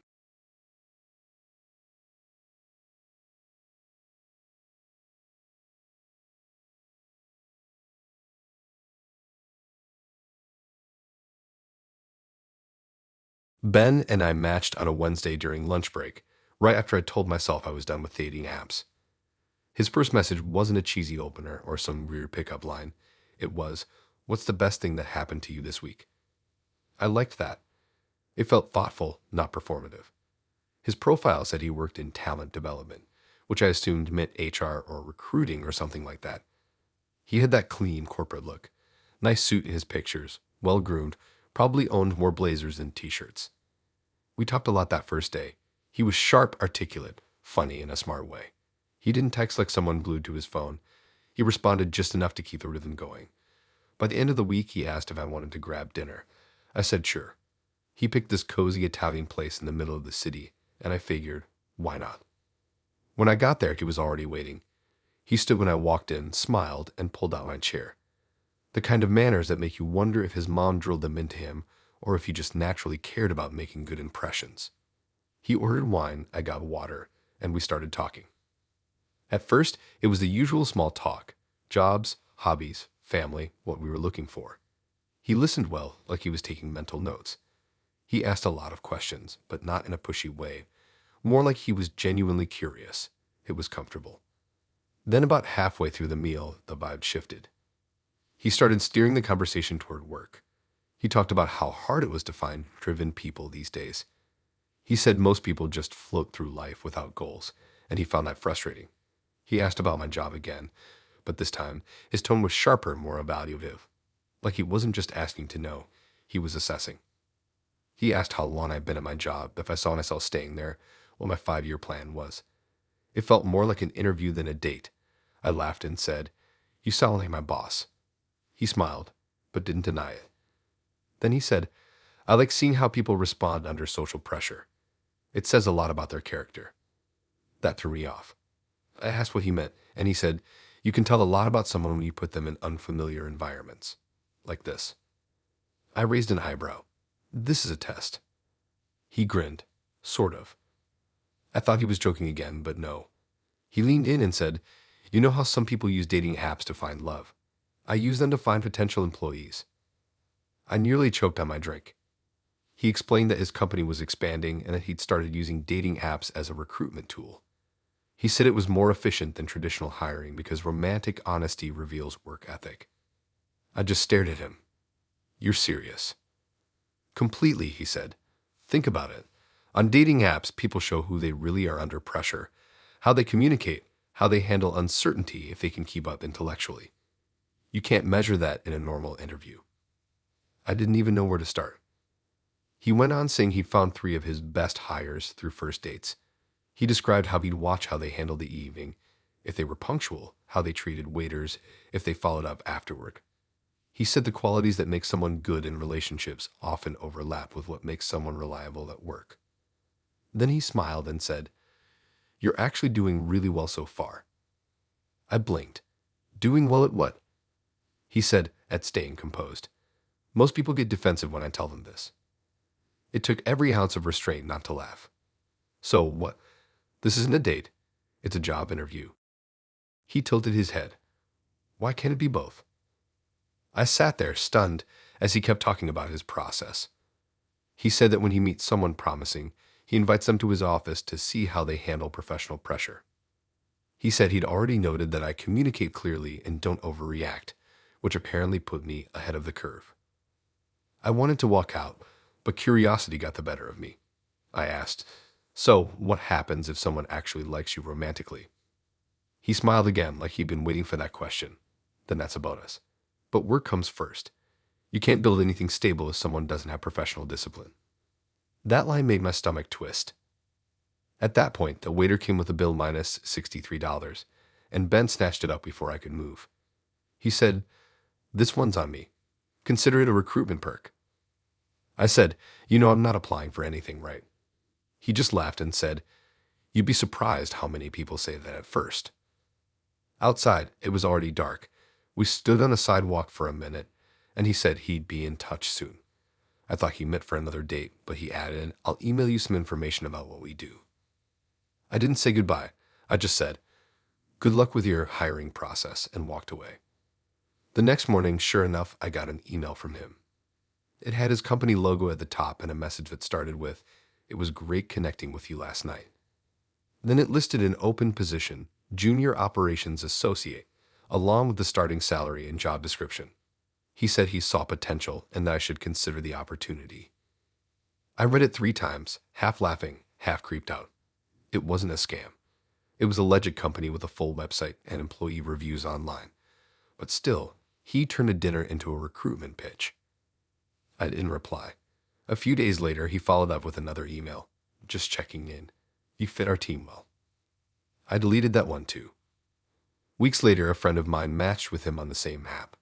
She texted me saying, "This guy seems too professional, like he's trying to sell me something." I asked if his name was Ben. She said, "Yeah, why?" I told her to cancel the date. She didn't listen. The next day she texted me, "You weren't kidding." He brought his laptop. Apparently he'd done the same thing, talked about his company, analyzed her communication style, and then offered her a position. She didn't take it either. The more I thought about it, the more I realized he probably saw himself as some kind of genius for combining business and dating. In his head, he wasn't exploiting people, he was optimizing the process. It's funny in a messed up way. Everyone goes on dating apps to find something: connection, fun, distraction. But he went there looking for productivity metrics. I guess in his world, romance was just another market to tap into. Sometimes when I think about that night, I remember the way he said it so casually. Romantic honesty shows work ethic. Like feelings could be data points. Like vulnerability could be analyzed for profit. And the strangest part? I don't think he was trying to be manipulative. He genuinely believed he was being efficient. He probably still goes on those dates now, evaluating people over dinner, deciding if they're better suited for his company or in his heart, or maybe both. I'll give him this though. He wasn't lying about being good at recruitment. He found people, he engaged them, and even when they realized what was happening, they couldn't look away right away. I guess that's what made him dangerous in a subtle way. He made exploitation sound like opportunity.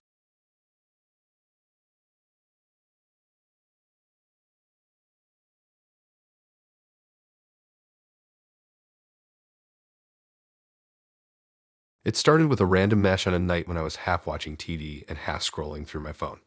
I wasn't really trying to find anyone, just passing time. Then Lily's profile popped up. She had this big smile, kind of messy hair, and a caption that said, "Proving astrology wrong one date at a time." I thought it was clever. I didn't take astrology seriously, but her bio made me laugh, so I swiped right. She matched instantly and messaged first. "What's your sign?" I told her. She said back, "Oh, interesting. That's supposed to clash with mine." Then she followed up with, "Let's find out if the stars are wrong." I thought it was just her being flirty. A few messages later, she suggested meeting up that weekend for drinks. She picked the place, a little rooftop bar downtown that overlooked the water. Sounded good to me. When I got there, she was already sitting at a small table by the railing, wearing a dark blue dress and scrolling through her phone. She waved when she saw me, her eyes lighting up like she just recognized a friend she hadn't seen in years. Right away, she had this confident, animated energy, the kind of person who talks fast but never loses track of what they're saying. She started the night by asking what time I was born. No hi, no how's your week been, just straight to the question. I laughed, told her I didn't know, and she looked mock offended. "You don't know your rising sign?" She asked like it was a serious problem. I told her I never really cared to find out, and she said, "Well, that's okay. I brought my laptop." I thought she was joking, until she actually pulled out a laptop from her bag. She opened it right there on the table, next to our drinks, and said, "I made something for you." I leaned over, curious but also slightly concerned, and she pulled up a PowerPoint presentation. A real full slideshow with transitions, animations, and a title that said, "Our Incompatible Love Story, According to the Universe." I laughed out loud. I thought it was a bit like a creative icebreaker or something. She grinned, clearly proud of herself, and said, "I take my research seriously." Slide 1 was a chart comparing our zodiac signs, mine, hers, and all the reasons the stars apparently thought we'd never work. She had bullet points labeled conflict areas, emotional misalignment, and potential chaos. She even added stock images and background music that played softly when she changed slides. She explained everything like a professor giving a lecture. Mercury this, Venus that, Saturn in retrograde, while I tried not to choke on my drink. I figured she was doing it for fun, but she was totally serious. She said she'd run our charts that morning and that it was wild how opposite we were. Then she said the part that made the whole night take a turn. I thought it'd be exciting to prove destiny wrong. I asked what she meant, and she said she believed most people give up too easily because of astrology. She wanted to test whether human willpower could beat cosmic alignment. She said, "If we can make this work, we'll be living proof that people can rewrite their fate." I stared at her, unsure if she was being poetic or unhinged. She went on, flipping through more slides, compatibility charts, emotional balance graphs, even a communication index she said she calculated based on our text messages. I was half impressed and half terrified. It was clear she'd spent hours on this. When I told her she must really love astrology, she shook her head and said, "Actually, I kind of hate it. I think it's all nonsense. That's why I'm testing it." Apparently, she'd made the same kind of presentation for every person she'd dated that year, using their birth charts to see how accurate the predictions were. She said so far, every relationship that astrology said would fail actually did fail. So now, she said, looking directly at me, I want to disprove it once and for all. I joked that it sounded like I'd just been drafted into a science experiment. She smiled and said, "Exactly. You're my control subject." That's when I realized she wasn't joking. She had a literal spreadsheet tracking every person she dated, their signs, and how long it took before things ended. I wasn't a date to her. I was a data point. Still, part of me wanted to see where it went. She was weird, but not in a malicious way, just kind of obsessive. I figured maybe she'd relax once the presentation part was over. She didn't. Throughout dinner, she kept referencing her chart. When I said something she disagreed with, she'd laugh and say, "Classic Leo energy," or "See, that's exactly what I predicted." Every gesture, every joke, every sentence became evidence for or against her theory. At one point, she even paused mid-conversation to jot something down in a notebook. When I asked what she was doing, she said, "Recording observational data." I laughed, thinking she was being cute, but she was genuinely taking notes. The waiter came to clear our plates, and she said, "I'm having a great time. You're surprisingly stable for your sign." I wasn't sure if that was a compliment or an insult. Then she leaned in and said, "If this works out, I'm going to write a paper about it." A paper, like an academic paper. I asked if she was serious, and she said yes. She was planning to publish something about patterns in human compatibility versus predictive astrology. I said, "So this is like research for you?" She nodded. Yeah, but your fun research. That might be the strangest compliment I've ever gotten. When the bill came minus $97, she insisted on paying half. She said, it's important to split costs for unbiased results. I didn't argue. Outside, she walked with me to my car, still chatting about planetary alignments and personality types. She said she'd text me later with the updated compatibility report. I laughed, said okay, and drove home shaking my head. That night, around midnight, she actually sent me an email. Not a text, an email. It was titled, Preliminary Findings. Attached was a short PDF summarizing her notes from the date. It included sections like strengths, humor, communication, patience, and weaknesses. Overly rational, typical Leo trait. She even gave the night a score, 7.8 out of 10 potential for emotional growth. I should have been creeped out, but honestly, I just laughed. It was too absurd not to. Over the next week, she texted regularly. Every message had some kind of analysis baked into it. You replied fast today, must be Mercury in your favor. You're more patient than your moon sign suggests. I think we're starting to disprove the pattern. It was entertaining at first, but it started to feel like she didn't see me as a person, just proof of her theory. On our second date, she brought charts again. This time she mapped out relationship trajectory probabilities. She pointed to a line graph showing our compatibility growth rate and said, if this stays above the blue line, we'll beat astrology. I asked if she realized how intense this all was. She said, of course it's intense. So is love. That was the moment I knew I couldn't keep up with her energy. I liked weird, but not this kind of weird. When the night ended, she said, I can already tell we won't last long. You're resisting the experiment. She said like a scientist disappointed in her lab results. I didn't argue. I just wished her good luck with her study and went home. A few days later, she sent one final message. You were right. Astrology wins again. And that was it. I still think about her sometimes, not because I miss her, but because I can't decide if she was insane or brilliant. She took something people laugh about and treated it like a legitimate science project. Maybe she was ahead of her time, or maybe she just needed a new hobby. Either way, I hope she eventually finds someone whose sign actually aligns with hers, or at least someone willing to be her next hypothesis.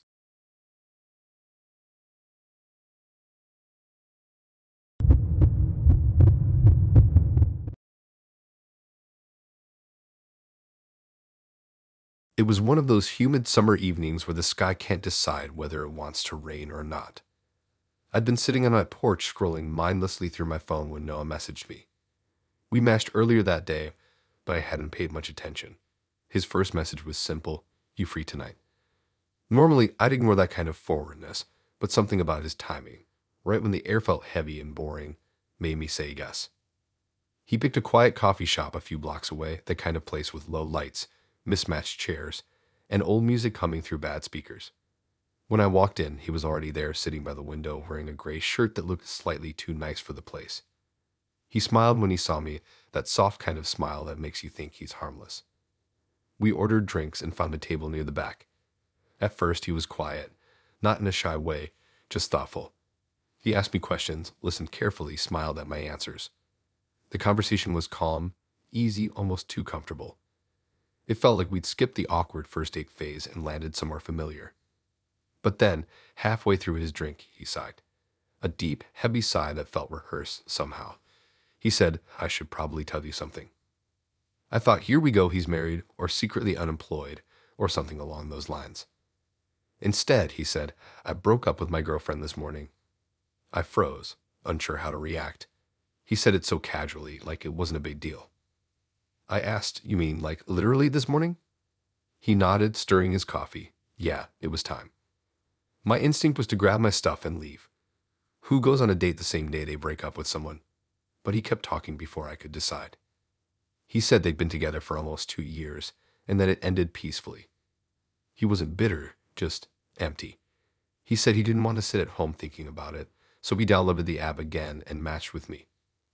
I didn't know whether to feel flattered or insulted. He looked me straight in the eye and said, I don't want to wallow. I want to transfer the emotional energy somewhere else.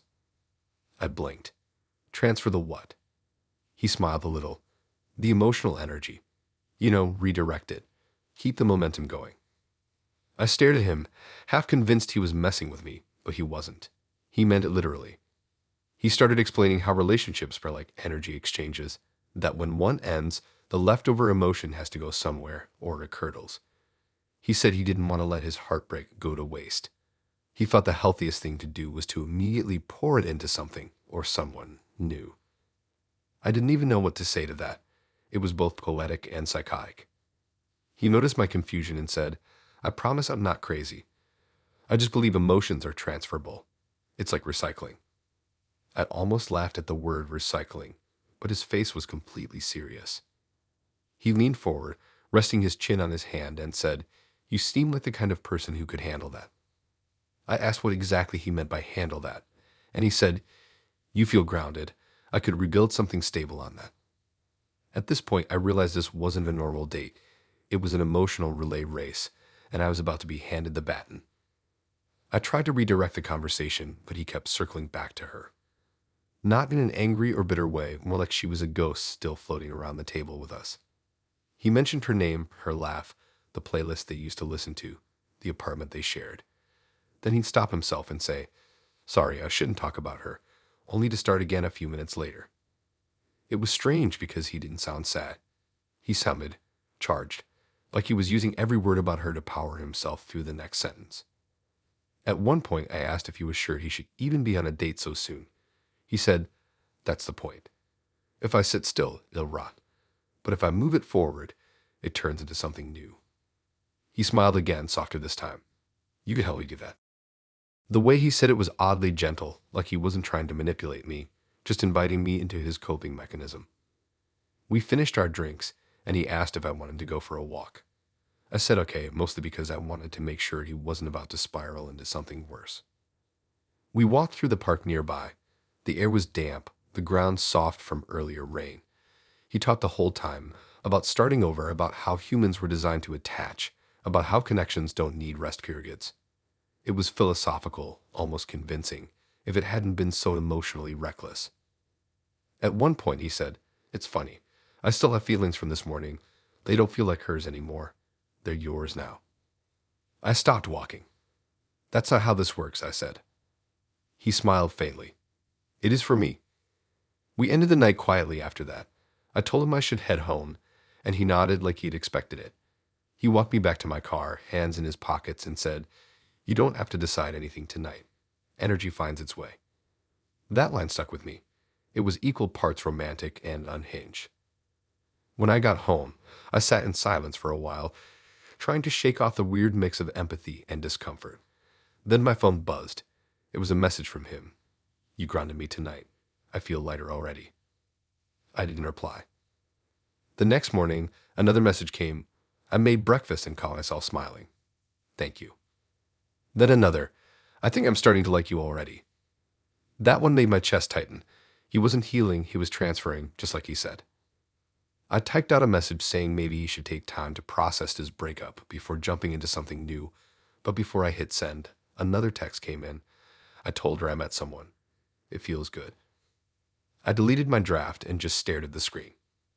Over the next few days, he kept texting. He'd send random things like, "You look good in yellow," or "I'm making coffee, thinking of you." Every message carried that same strange intensity, like he'd already built a version of us in his head. Then one day it stopped. No texts, no calls, nothing. A week passed, then two. Out of curiosity, I checked his profile again. It was gone. Deleted. I figured maybe he'd finally taken the hint. But about a month later, I got a message from an unknown number. It said, "Hey, I wanted to thank you. You helped me move on." I didn't respond. The next morning, I got curious and searched his name online. His profile popped up again, freshly active. Same pictures, same bio. New caption, though. It said, "Healing is about redirecting energy." I sat there staring at it, wondering who he was talking to now. I don't think Noah was a bad person. I think he genuinely believed what he said, that love and loss were interchangeable currents, that you could hand one person's emotions to another and call it growth. It's sad in a way. He didn't want to hurt anyone. He just didn't understand that healing isn't a transaction. Still, I think about that night sometimes, the way his eyes looked so calm when he said, "It's yours now." I wonder how many people he said that to since.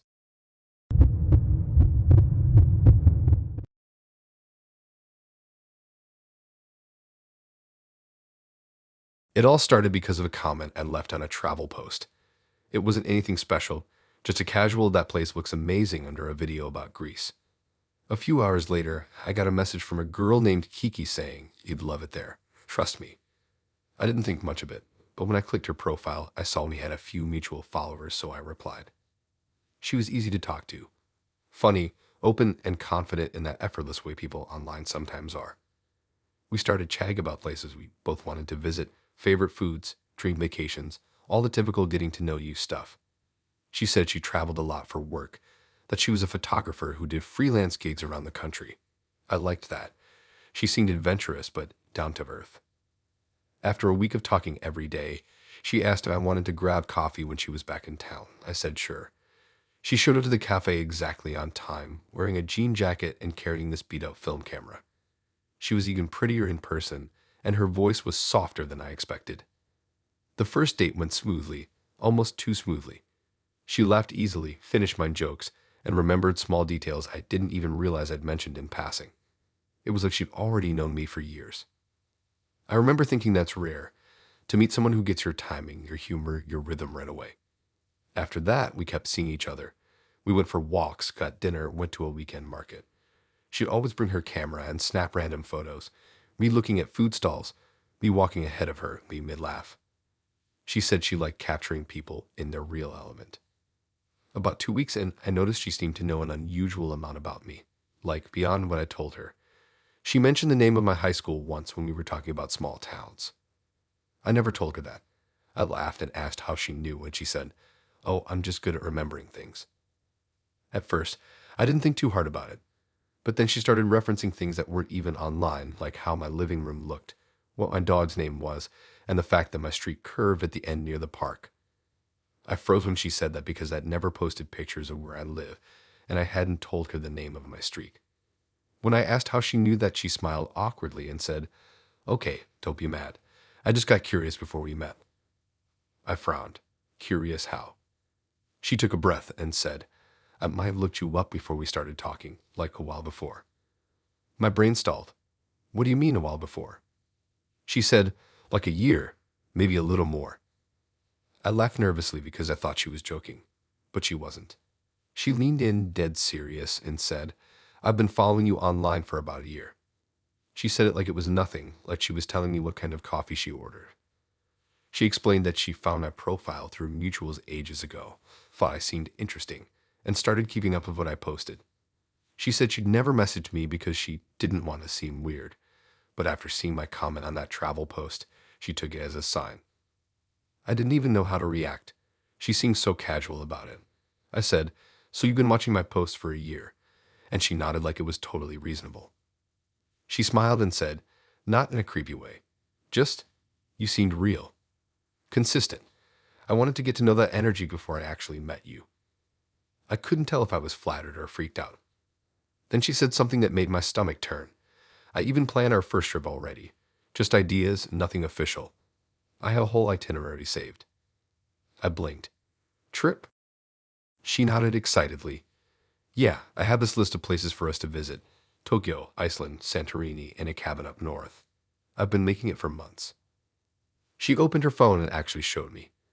There was a notes app titled Our Trip Plan with dates, restaurants, hotel options, and photos. Photos of me. Screenshots from my old posts, mixed in with travel shots and captions like, "You'll love this place." I didn't even know what to say.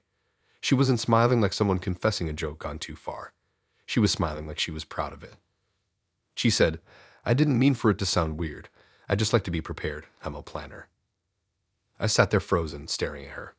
She looked calm, composed, like this was all totally normal behavior. She kept talking about how much she looked forward to meeting me, how the universe finally lined up. She said she even picked her outfit based on one of my old posts where I mentioned liking that color. It was like she built a version of me in her head and had been living in it long before I showed up. I told her it was a little intense, that maybe she should mention all this sooner. She frowned, almost hurt, and said, "Why?" "It's not like I was hurting anyone. I just knew we'd click, and I was right, wasn't I?" That part scared me the most, the fact that she genuinely believed she'd done nothing wrong.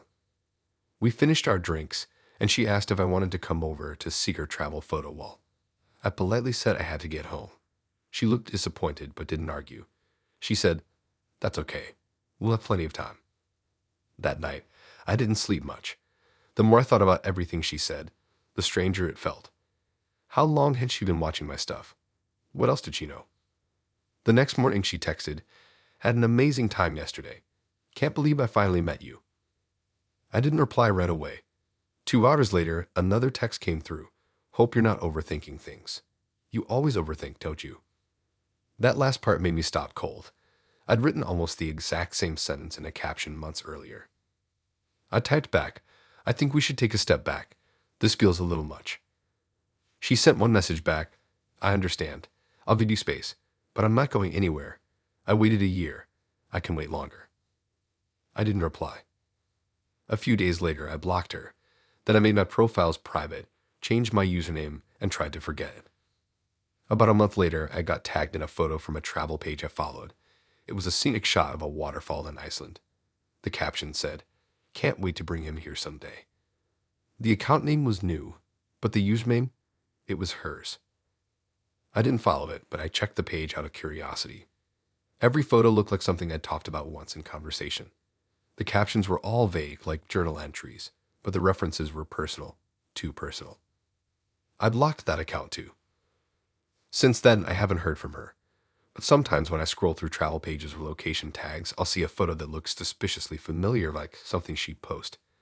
I'll never know if it's her, but part of me always wonders. Looking back, I don't think Kiki meant scare me. I think in her head, she'd built this version of love that started before reality did. She thought preparation was romance. That planning was proof of destiny. But love isn't a project you work on in secret.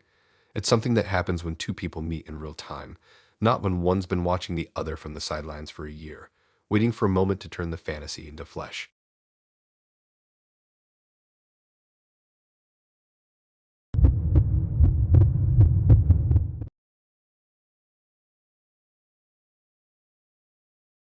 I met Lucas on a Sunday that felt like it didn't belong to the weekend anymore. Gray sky, cold air, everything muted. I was sitting in a cafe trying to look busy with my laptop, even though I wasn't working on anything real. The dating app notification popped up, and it was him. His profile didn't scream for attention. No shirtless mirror pics, no fake deep quotes, no here for a good time, not a long time. Just one photo of him sitting on a ledge somewhere, looking away from the camera, and a short bio that said, "I'm bad at this but trying anyway." That honesty pulled me in. I swiped right, we matched, and within an hour, we were talking. His messages were simple, dryly funny, the kind that don't try too hard. I liked that. We went back and forth for a couple days before he suggested meeting in person. He said, "Let's skip the small talk before it dies out." I agreed. We met at this small ramen spot downtown. When I walked in, he was already there, but half up, phone in hand. No smile, but not unfriendly either. He looked exactly like his photo, quiet but sure of himself, like someone who doesn't need to fill silence to feel comfortable. We sat down, ordered food, and started talking. Right away, the conversation flowed weirdly well. He wasn't flirty in the usual way. No forced compliments or corny jokes. He asked questions that felt heavy without being invasive. Things like, what makes you feel safe? Or do you think people can ever really understand each other? They were strange first date questions, but I found myself answering anyway. By the end of the night, I realized I'd done most of the talking. He just listened, nodding occasionally, barely breaking eye contact. When I asked about him, he'd deflect, saying things like, "I'm not that interesting," or "It's easier to talk about you." I should have thought that was odd, but I didn't. I just figured he was the quiet type. When the bill came minus $45, he paid without saying a word. Outside, the air had turned colder, and he offered to walk me to my car. The walk was short and mostly silent, but it didn't feel awkward. When we reached my car, he said, "You're good at making people feel seen." I said, "Thanks, I guess," and he smiled slightly before walking away. He texted later that night, "You're easy to talk to." I replied, "You didn't talk much." He said, "Exactly." That kind of stuck with me. Over the next few weeks, we started seeing each other more often. Coffee, walks, late night drives, nothing dramatic, just quiet and consistent. He was steady but distant, like he was always a few steps away no matter how close he sat. He didn't talk about his past, his job, or his family. Every time I asked, he changed the subject, usually turning the focus back on me. One night, I asked why he never talked about himself. He shrugged and said, "I don't think I'm built for that kind of openness." I said, "And why date?" He thought for a second, then said, "I'm not dating, I'm observing." I laughed, assuming he was joking, but he didn't laugh back. He just watched me, calm, almost detached. I asked what he meant, and he said, "People always say they want connection, but I think they just want to be chosen. I'm curious how far that goes." I felt a chill, even though the car heater was blasting. I said, "You sound like you're doing some kind of experiment." He nodded slightly. "Maybe I am." He didn't elaborate, and I didn't push. After that, things started to feel different. He'd text randomly, not often, but always at the perfect time, when I was bored, lonely, or frustrated. It was like he could sense when I was most likely to respond. Sometimes he'd go quiet for days, and just when I'd start to forget about him, he'd send something simple like, "Thinking about that Raymond place," and the cycle would start again. The strange thing was, the more inconsistent he was, the more I wanted to hear from him. It felt like chasing a signal that kept fading in and out. One night, I invited him over. He hesitated but eventually said yes. We watched a movie, ate takeout, and talked until late. When I asked if he wanted to stay, he shook his head and said, "I don't want to blur the point." I asked, "What point?" He said, "You'll see." He left soon after that, and I sat there confused, staring at the empty space where he'd been sitting. The next morning, he texted, "I like that you care." That was all. A few days later, he went quiet again. No texts, no replies. I waited, trying not to overthink it, but by the third day, I caved and messaged him. Did I do something wrong?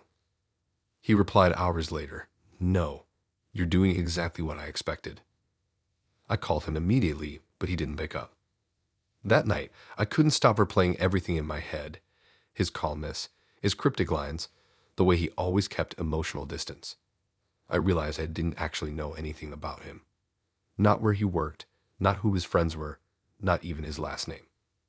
The next time I saw him, I asked straight up, "What is this to you?" He looked at me quietly for a few seconds before saying, It's confirmation." "Confirmation of what?" I asked. "That I'm still not capable of feeling anything real." I felt my stomach drop. He said it like a scientist noting results. He continued, "I go on dates sometimes to see if anything changes, to see if I can connect again, but I never do." He looked almost sorry when he said it. Almost. I asked, "So I'm just another test?" He nodded slowly. "I didn't mean to make it sound cruel. You're interesting, but I told you, I'm emotionally unavailable. I wanted to see how long it'd take for you to notice." It felt like someone had just yanked the floor out from under me. I said, "So you never liked me?" He hesitated, then said, "I liked what you gave me access to. Your reactions, your openness. But that's not love." He stood up after that, put on his jacket, and said, "Don't take it personally. I'm just trying to understand myself." And then he left. No goodbye, no follow-up message, just silence. I tried not to let it bother me, but it did. It got under my skin in ways I didn't expect. I wasn't in love with him, but I hated how he made me question myself. Weeks went by with no word from him. Then one night, out of nowhere, he texted, "You're still one of the kindest people I've met. Don't let that change." I didn't reply. A few months later, I was scrolling online and saw his profile again, same photo, same bio. It hit me that he was probably still out there, meeting new people, repeating the same routine, waiting for someone else to figure out what I had. Part of me wondered if he ever would feel something again, or if he'd just keep circling through people like data points, collecting pieces of emotion he couldn't hold on to. And part of me realized he wasn't just emotionally unavailable, he was emotionally immune. He didn't want connect. He wanted to study connection from the outside. I hope someday he figures out how to come back inside, but I won't be there waiting when he does.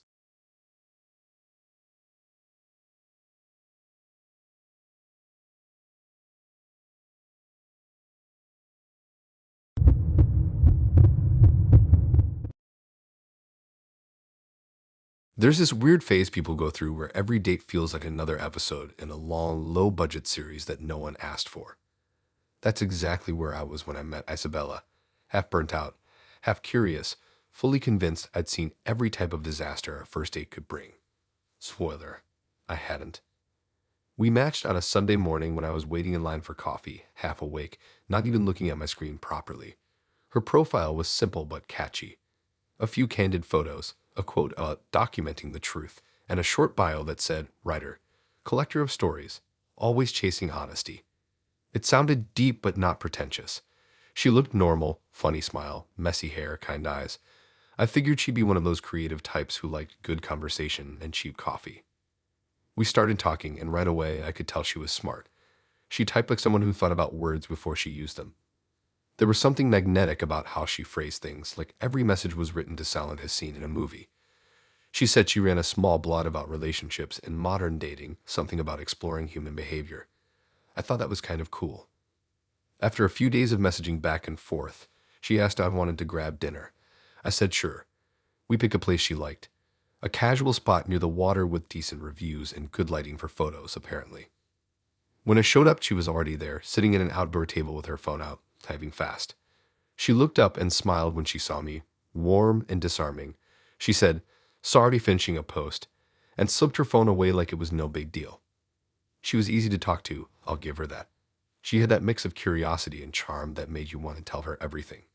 She asked questions that felt deeper than usual. What scared me most about relationships, what I thought made people stay, whether I believed in forgiveness. It wasn't small talk. It was like she wanted to know how I worked inside. The food came, and she barely touched hers. She kept talking, listening, scribbling little notes in a pocket notebook she had with her. I thought it was just a habit from being a writer. She said she liked recording real moments so she could remember how people sound. I didn't think much of it. Halfway through dinner, she leaned back in her chair and said, "This is actually really interesting." I smiled. "What is?" "You," she said, then laughed softly. "I mean, this dynamic. You're calm, but guarded. You give away just enough, but not everything." I laughed awkwardly, not sure what to say. She continued, "You'd be surprised how rare that is. Most people try too hard on first dates." It sounded like a compliment, but the way she said it felt like an observation, like she was noting it down for later. Then, between bites, she casually dropped it. "So, I should probably tell you, I write about my dates." I froze mid-fork. "Wait, what?" She smiled like she just told me a fun fact. "Yeah, I have a blog. It's called Toxic Men of Modern Dating. I post about my experiences, my thoughts, what I learned from each person." I thought she was joking. She wasn't. I said, "So, this is research?" She laughed. No, not research. Just reflection. I changed names, of course. It's anonymous." That didn't make it better. I asked, "So, are you planning to write about me?" She smiled again, tilting her head. "Depends. You're kind of interesting." I stared at her, trying to decide if she was serious. She reached for her drink, sipped it slowly, and said, "Don't look so worried. You're not a villain or anything, at least not yet." I forced a laugh, but it came out shaky. "So you just write about guys you go out with?" "Only the ones who teach me something," she said. "Everyone has patterns. I like to document them. It's honest." There was no malice in her voice. She wasn't mocking me. It was just pure, calm detachment. I asked how many people she'd written about, and she said, around 30. 30. She said some stories were short, just snippets or quotes. Others turned into essays. One even went viral, apparently. She looked proud when she said that. I couldn't stop picturing myself scrolling through her blog later, trying to guess which one was me. Then she leaned forward and said, "Actually, you photograph really well. Do you mind if I get a selfie?" I blinked. "A selfie?" She nodded. "It helps me remember faces when I'm writing. I won't post it, obviously." I didn't know what to do. I was half laughing from disbelief. I said, "That's kind of weird." She shrugged. "You'd be surprised how many people say yes." I told her I wasn't comfortable with that. She looked disappointed but not offended. "Fair enough," she said.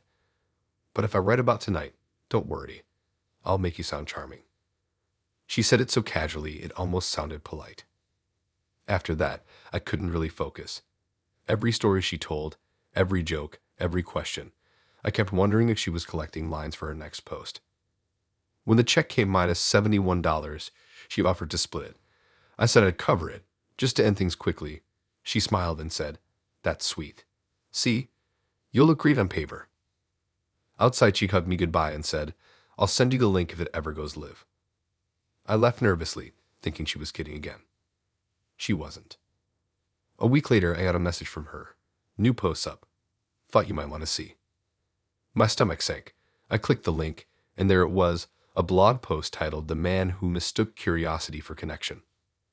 She didn't use my name, but the details were obvious. The Raymond story, the calm demeanor, even the exact phrase I'd used about work. She described me as emotionally cautious and someone who hides behind politeness. She wrote that she could see the exhaustion in his smile and that I was the type who mistakes interest for understanding. It was surreal reading about myself in someone else's words. She didn't say anything cruel, but the way she framed it made me sound like a character in the story I didn't know I was in. At the end of the post, she wrote, "He'll never know he's the mirror I needed to see my own detachment." I wanted to be angry, but part of me was just stunned. It wasn't personal to her. It was art. I was material. I didn't respond to her message. She didn't follow up. A few weeks later, I checked the blog again.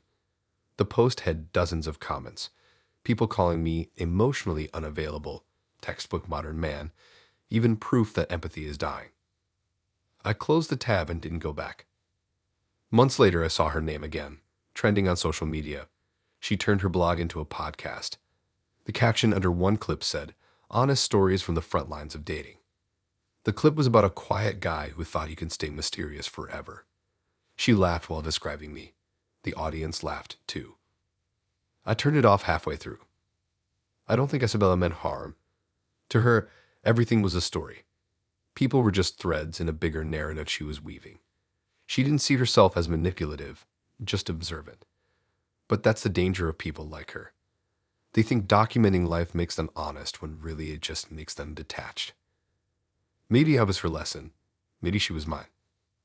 Either way, it's strange knowing somewhere out there's a version of me that doesn't belong to me anymore.